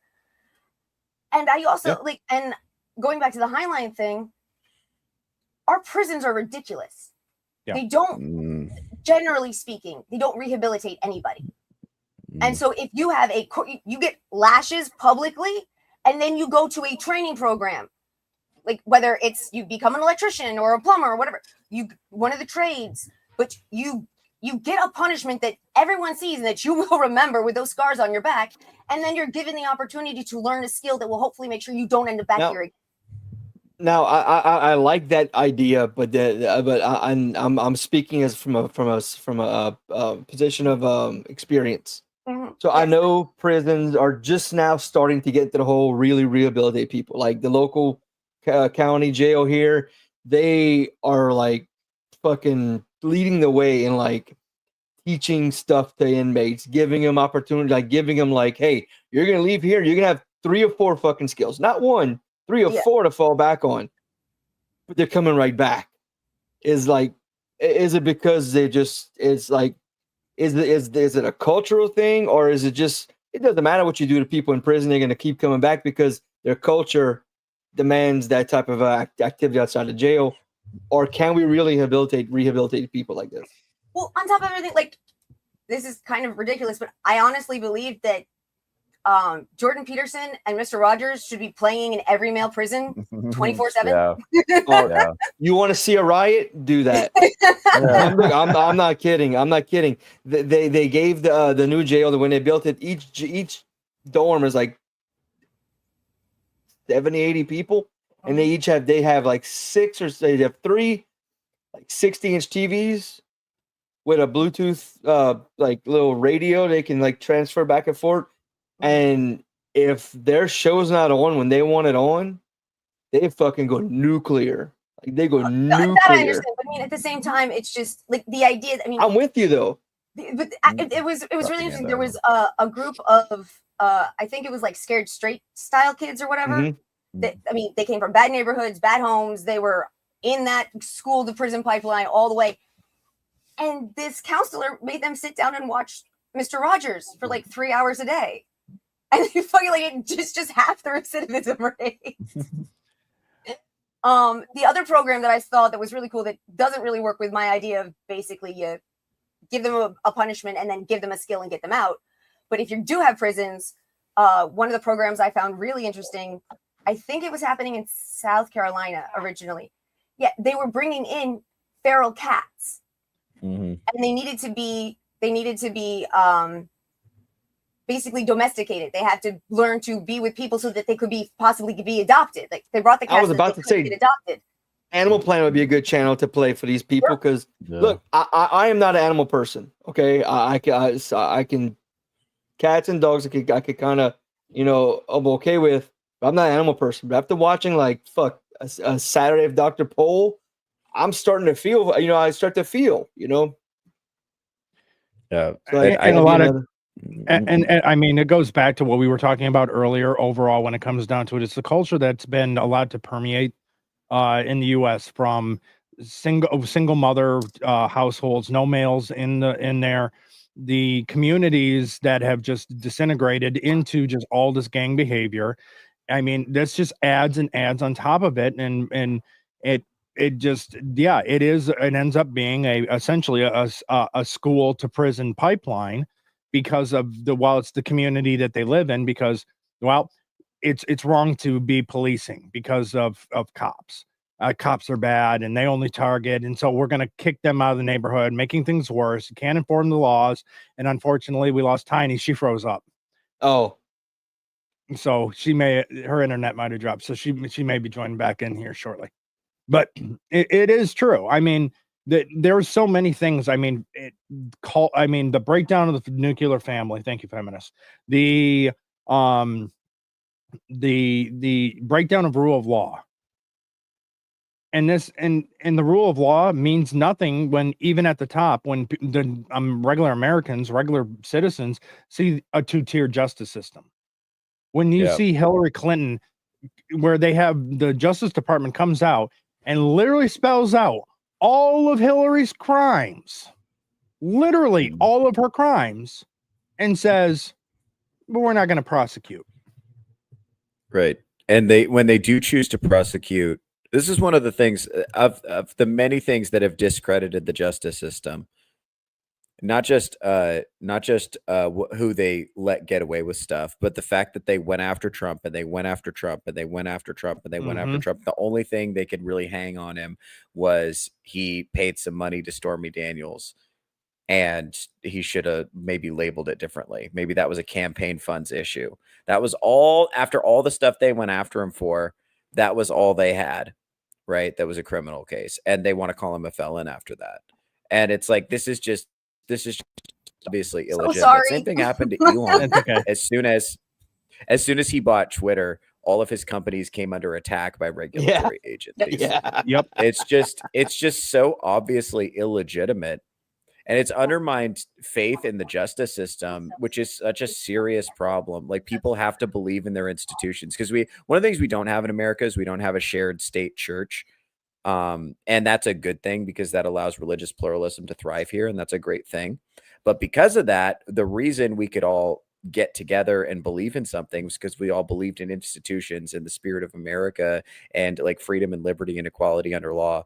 And the last few years have done so much to undermine people's faith, because we know the media is lying to us now. We know the justice system is, like you're saying, there's different rules. We saw this especially during COVID.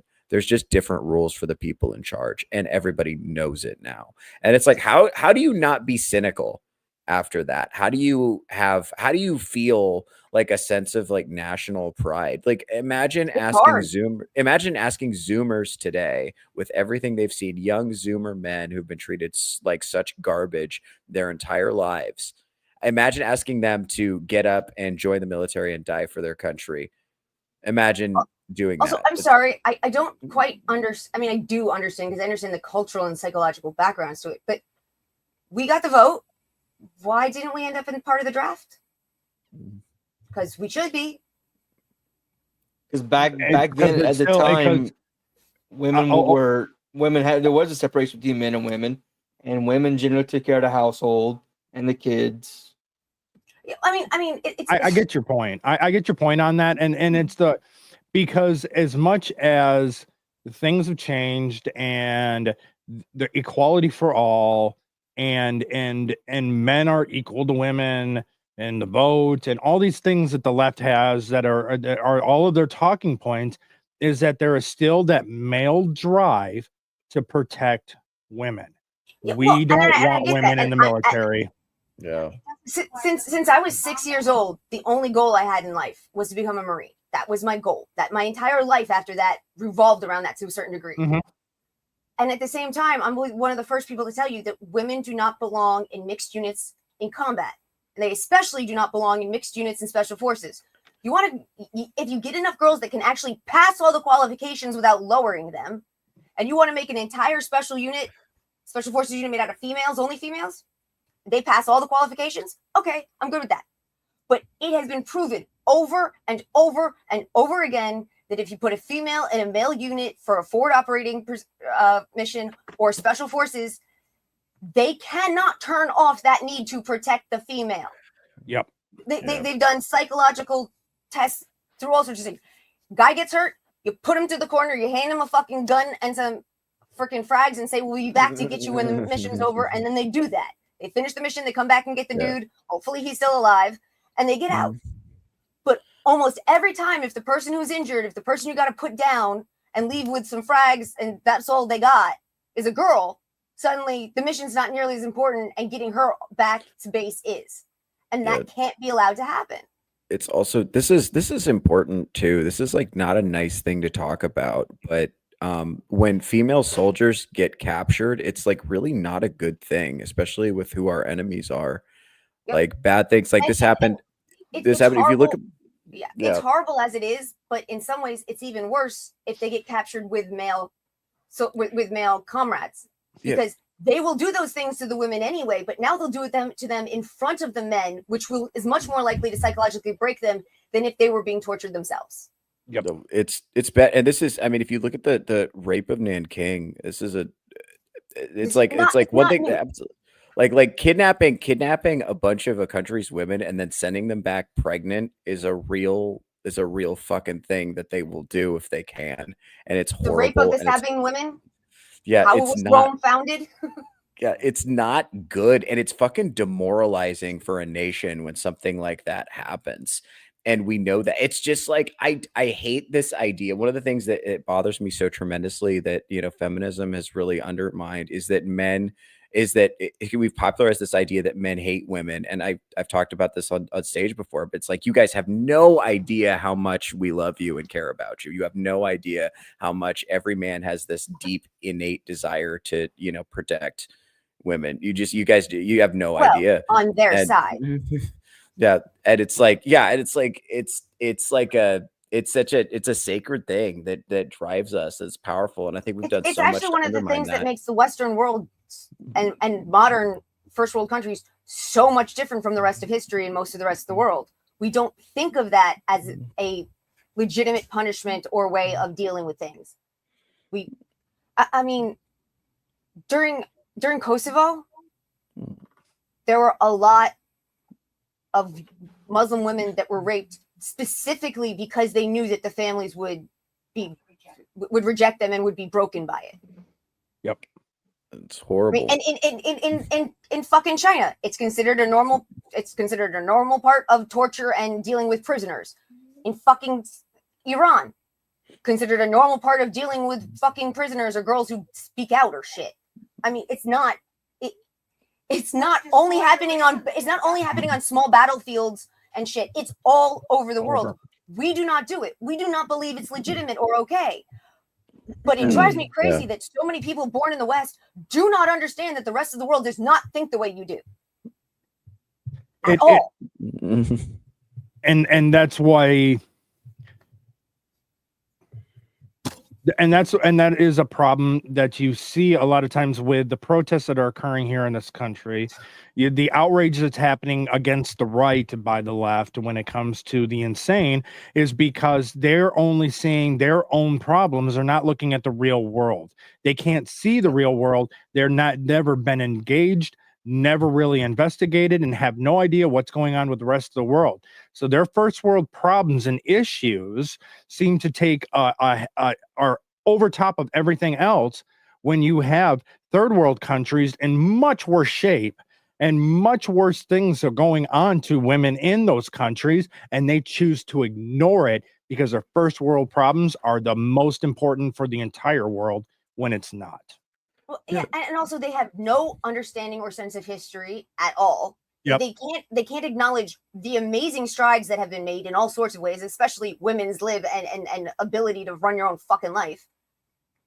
I'm sorry, there are places in the world where if you're born with a fucking vagina, you still are owned by either your father, your brother, or your son. Yep. I mean, A, I was a historian and I studied history, and B, I've traveled all over the world. When I was in India, like one of my really good friends from India, it makes jokes that if I go back 10 years later, well, that would have been years ago now, but if I'd gone back 10 years later, there'd be an entire small population of little freaking Indian beggar girls that were like a foot taller than all the others because I kept giving them fucking chocolate protein bars that they just thought was candy. But I know for a fact that if I give a beggar girl money, that money goes back to either the fucking Don who runs her area or her family, and that money is then used for the father, the son, the mother, and maybe her if there's anything left over. So I didn't give them money. I gave them chocolate bars that they loved and they ate, not knowing they were super protein chocolate bars that were giving them. You're the reason they got their asses beat when they went home. Yeah. No, Father, I'm the one in charge now. Yeah. What's crazy? It's great. My One of favorite. those bars is probably more nutrition than they get in a month or more. Yeah. No, and that's serious. My favorite issue around this is when you hear feminists talk about how office air conditioning systems are sexist because women have to wear sweaters, and it's like you don't. It's like Yeah. you just have no idea. You just have no idea. When I was in India, we went to the Damas Masjid, the oldest mosque in all of India. And it was one of the few times that our teacher, who was a fucking moron to a large degree, really pushed that all the girls had to cover their hair and had to cover their shoulders and had to cover their knees.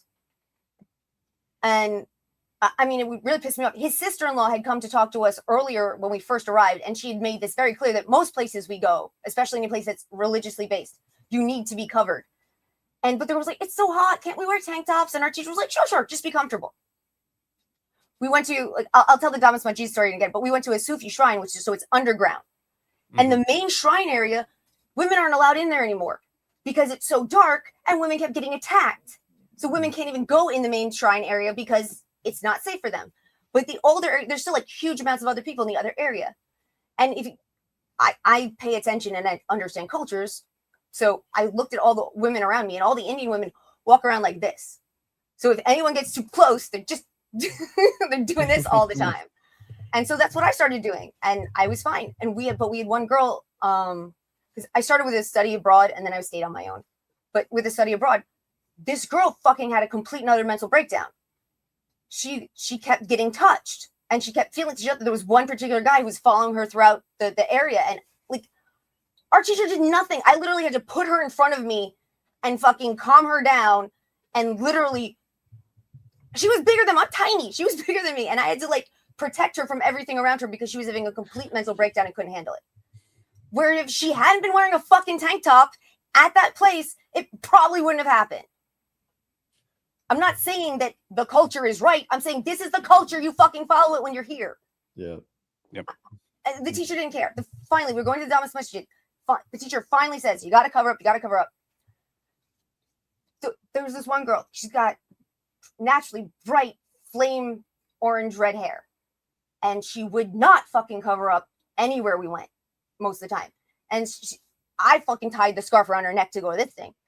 And we get to the top of the minaret. And she's like, oh, it's just so hot. And she pulls her scarf off. And all of a sudden, I'm hearing not Hindi, I'm hearing Arabic. And they're all calling her a fucking whore. Yep. And I'm like, great. Now we're going to get attacked because you can't keep a fucking scarf on your head, you dumb cunt. It drove me insane. The degree that the American girls that I was with could not understand that they're in another country with another culture, and that not only do you respect it because it's correct and polite, but you respect it because otherwise you put yourself and those with you in danger. Mm-hmm. The entitlement is just insane. Yeah, as I was going to go with this, it's the entitlement, and and American, and it's also American arrogance when it comes to the entitlement. The rest of the world is not like the U.S.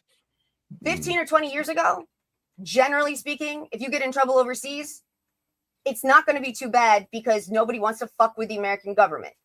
I mean, and the few times that like they do try to take hostages and shit, generally Delta or SEAL teams show up and get them the fuck out of there. That's not true anymore. Most of the world does not respect us or fear us. And we've shown that we'll allow people to keep hostages or prisoners or other things for months, if not years, without doing anything to the people who took them. That was not the case up until about 15 or 20 years ago. No one would have thought that was the case.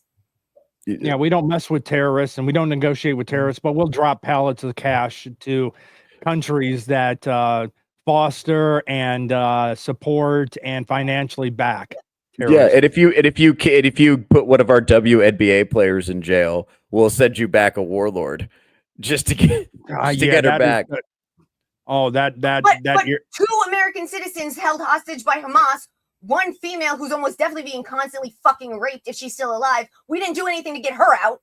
Well, how many rebounds did she get last year? Wait, we're talking about basketball rebounds or rebound boyfriends? Oh, shit. Yeah. I just, But no, it's the trading of putting higher value on a sports figure than just an American citizen in general.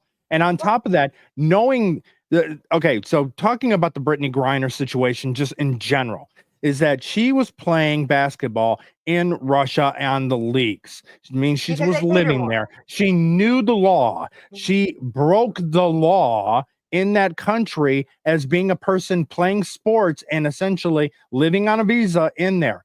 Yep. We should not have even gotten her, and we should not have exchanged. She should have served her prison sentence for breaking the law in that country when you are living there playing a sport and being paid to do it. Well, I mean, she said, well, it was an accident because I left it in my vape because I can't have it in. Like, well, there's a lot of people who commit accidents and end up having to pay for that. It wasn't just that. She had fucking like 9 cartridges. Yeah. It wasn't just Oh, what's really? in I her didn't know vape. that. Yeah. Yeah, she had like 9 cartridges. Crazy. Yeah. No, that's not an accident. That's not accidentally you had one left and one cartridge. And you got one. No. Wasn't if I remember correctly, one of her charges there was trafficking. Yep. Because of the amount she had on her. Yep. Mm-hmm. Yep. And yet we sat there and gave up a warlord for an American citizen that broke the laws of that country, even though she worked there, earned a living there, and lived part of the time there in that country, and was well aware of the laws in that country. Yeah. There's a level of arrogance and entitlement that's insane. And it's funny to me that the people who use it the most are the people who are screwing it up for the people who actually need it. Yep. So I mean, there's a military history channel on YouTube that like 6 of their fucking shorts are just someone fucked with Americans that were doing good deeds in another country, and the fucking weight of hell came down on them because of it. And that just doesn't. I mean, there are other cases that make it, but the thing that I think really broke the camel's back, what really destroyed the world's sense of our strength and ability to protect our citizens anywhere in the world. I honestly think the beginning of the downfall, like the serious beginning of the downfall, was Benghazi. When we didn't send anyone to help them, when we didn't do anything for that mission, and those former SEALs died, and we did nothing in any way, shape, or form about it. So a funny little what's it? Funny. It's by that incident. A funny little thing is, anybody here watch The Office? Yeah.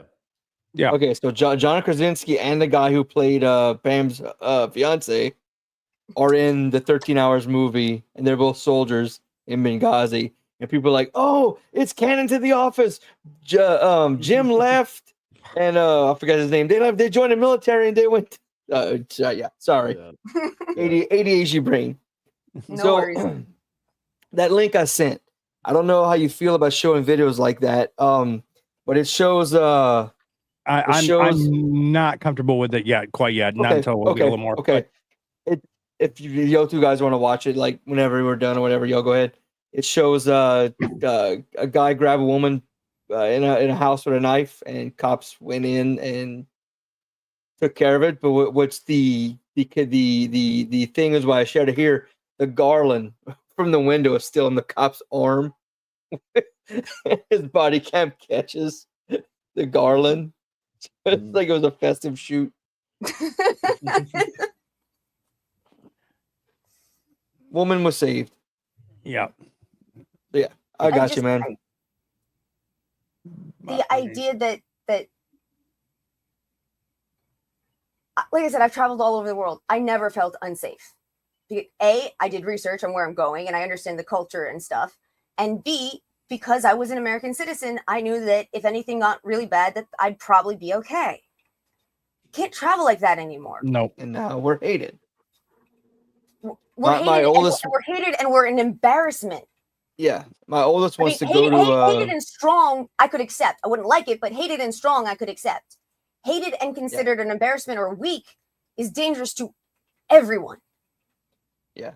My oldest wants to go. She wants to travel some Eastern, Western European country.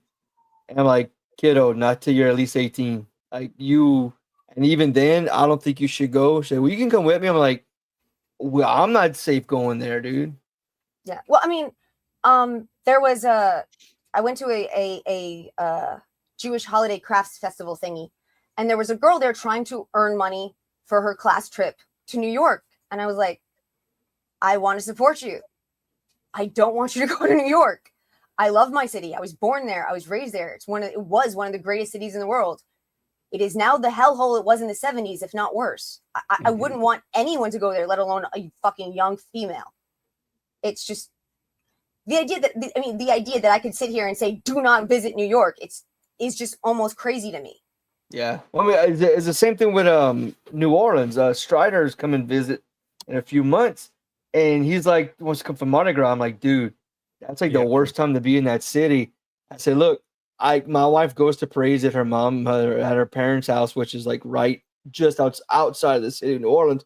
Like, I hate going because it's that dangerous. He's like, but I mean, we'll go to one if you want. We have enough parades here that can like, wet your whistle. But he's like, yeah, cool.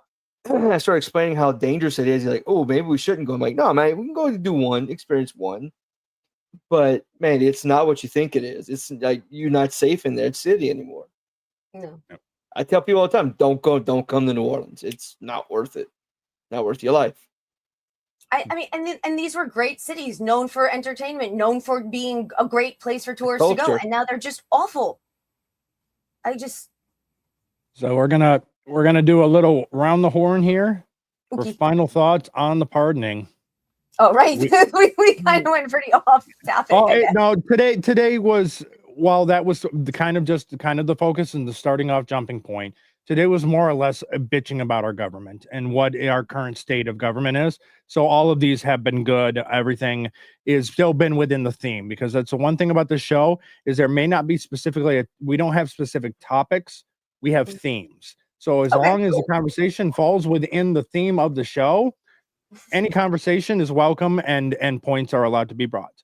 But we will finish, but the main title kind of card for it will always be the final thought, and that's what we will start the show off with. So we will start off with the late joiner of the show, which is fine. We understand the reason why completely, and would like to thank you for actually joining us today, because this is your first time on the Insert Title Here show. Which I've always thought was a great title for a show. Yeah, it's fun. So, Tiny, what is your final thoughts on Hunter's pardoning? My final thoughts are basically the same as my original thoughts, which is it's a horrible precedent that I really hope is destroyed in the courts. And it's a part of our culture that we have to acknowledge exists so that we can actually get rid of it, because it does not belong here. So this two-tier justice on all sorts of different levels does not belong in this country. Theo, what is your thought? I mean, Tiny said it.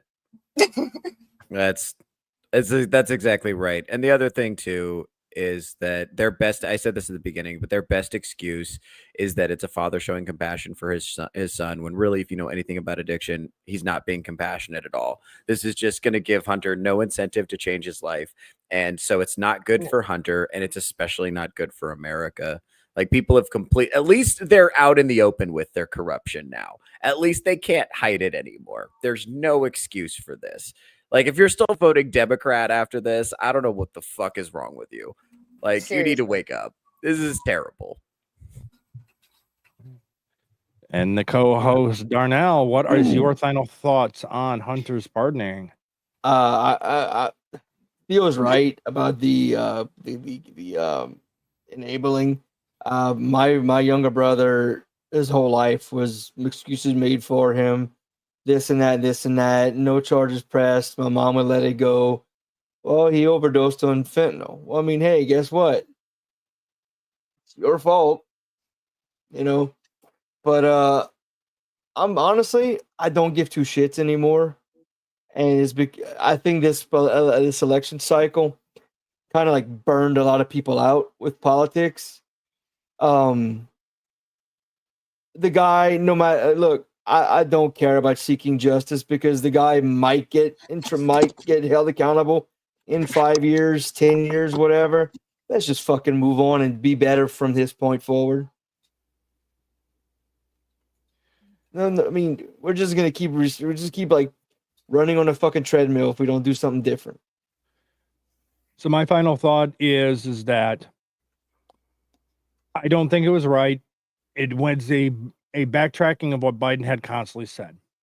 And then moving the goalpost to say, well, he only did it now because of what Trump's going to do. I honestly think Trump probably would have pardoned Hunter as a way of kind of calming the waters, as a way to bridge and say, look, let's put this behind us. Let's move forward and let's make America great again. And let's start coming together in a way to kind of calm things, to just, you want to know what? An olive branch, if you will.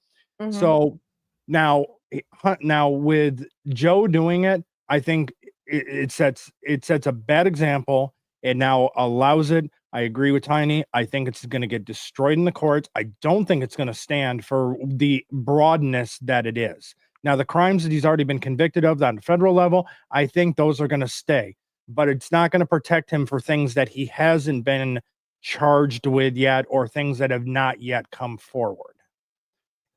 So it is that time of the show. It's Darnell's favorite time of the show, and that is today's sponsor. So I'd like to thank today's sponsor, Keys. If we did not have keys, we could not keep our possessions safe.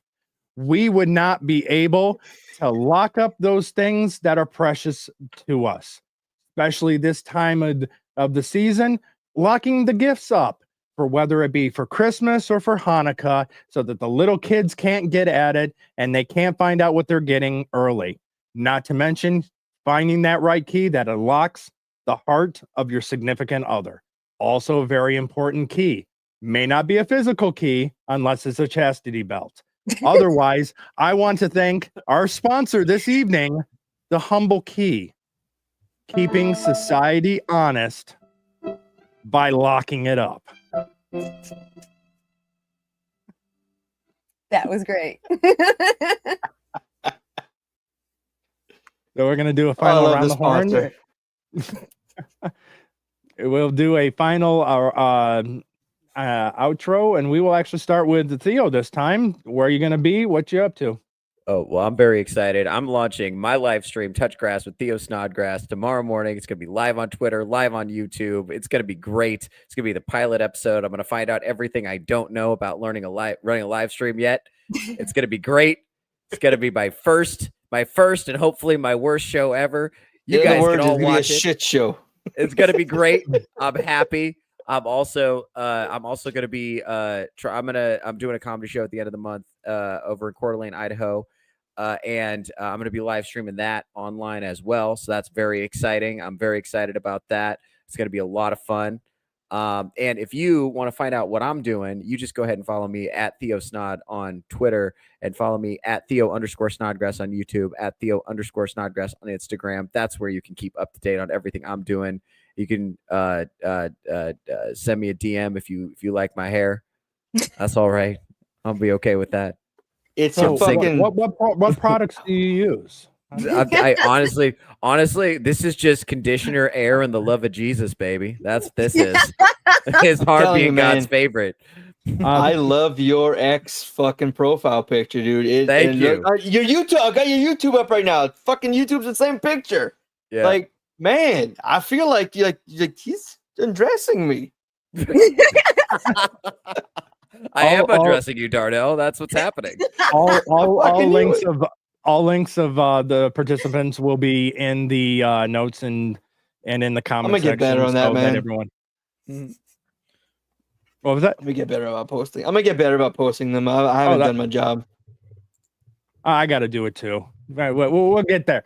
Every show, the goal is to get a little bit better each time, and that's including sponsorship ads.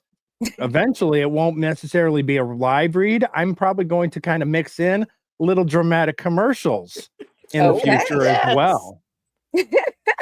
Yes. Tiny, where are you going to be? What are you up to? Well, tomorrow I have Curse of Strahd D&D, which Theo gets to join in finally. Ooh. Let's see. Tomorrow evening, if D&D doesn't go too long, I will be on with MSK. Normally, I'm on with MSK Wednesdays and Saturdays in general. Every other Monday, I have Devil's Angels, this coming Monday included, where Devil Made Me Do It, Selena, and Green-Haired Anti-Liberal and I all watch movies that we think have been kind of slept on, that people don't realize how good they are. And I know there's more, and I'm always forgetting. Tomorrow night at 9 Pacific. Right. Misfits. Tomorrow night at 9 Pacific on Moxie Dame's channel. And the last Sunday of every month, I do Star Trek The Next Generation retrospective with Moxie Dame. I had a I'm pretty fucking sure blast. Society asked me to come on and talk about religion. And somebody else asked me to come on their channel and talk in January. And I'm totally blanking on who it is. And if they're watching this, I'm really sorry. And so Darnell doing his best imitation of Weekend at Bernie's. What you got going on, and where are you going next? I will be on the same show tomorrow night with Tiny on both shows, MSK and the Moxie Dame show. I will be in the chat for Curse of Strahd. My character died last session, and I am choosing that time to get some more me time and just kind of Sabbatical. It's a sabbatical. Maybe. I don't know. We'll see. I don't want to say never, but you don't know what's gonna happen.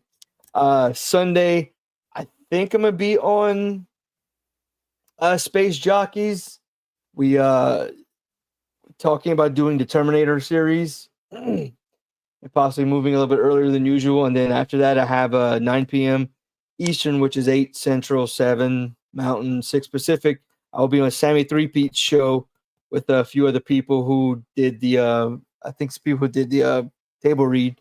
We'll be doing just weird. That's who I'm on with in articles. January. Sorry. Okay.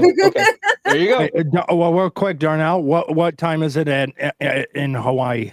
You went through all the other time zones. You skipped over Hawaii. Or Alaska. 3? I 3 think p.m.? so. And I then don't lastly, youtube.com /@Sham Records. Go check out the music. We just released an album called Boomer's Gonna Boom, and we're working on the Christmas album, which will be coming out sometime the next week or so. And then we have actually a food album and a sex album we're working on as well. Okay. So It's all tomorrow night I'll be on with MSK as well, and then back on Monday, and then we will be right back here at the same time next Friday for episode 7 of the Insert Title Here show. Spend during this next week, I'll be looking and thinking about a next topic, and we'll see what we can gather up for another sponsor. So everyone, you have a great night. We will see you again on the next episode. Make sure you like, subscribe, comment. It always helps. And you guys enjoy the weekend. Later. I can't do it. Okay. We'll do it live. Okay. We'll do it live. Fuck it. Do it live. I'll write it and we'll do it live. Fucking thing sucks.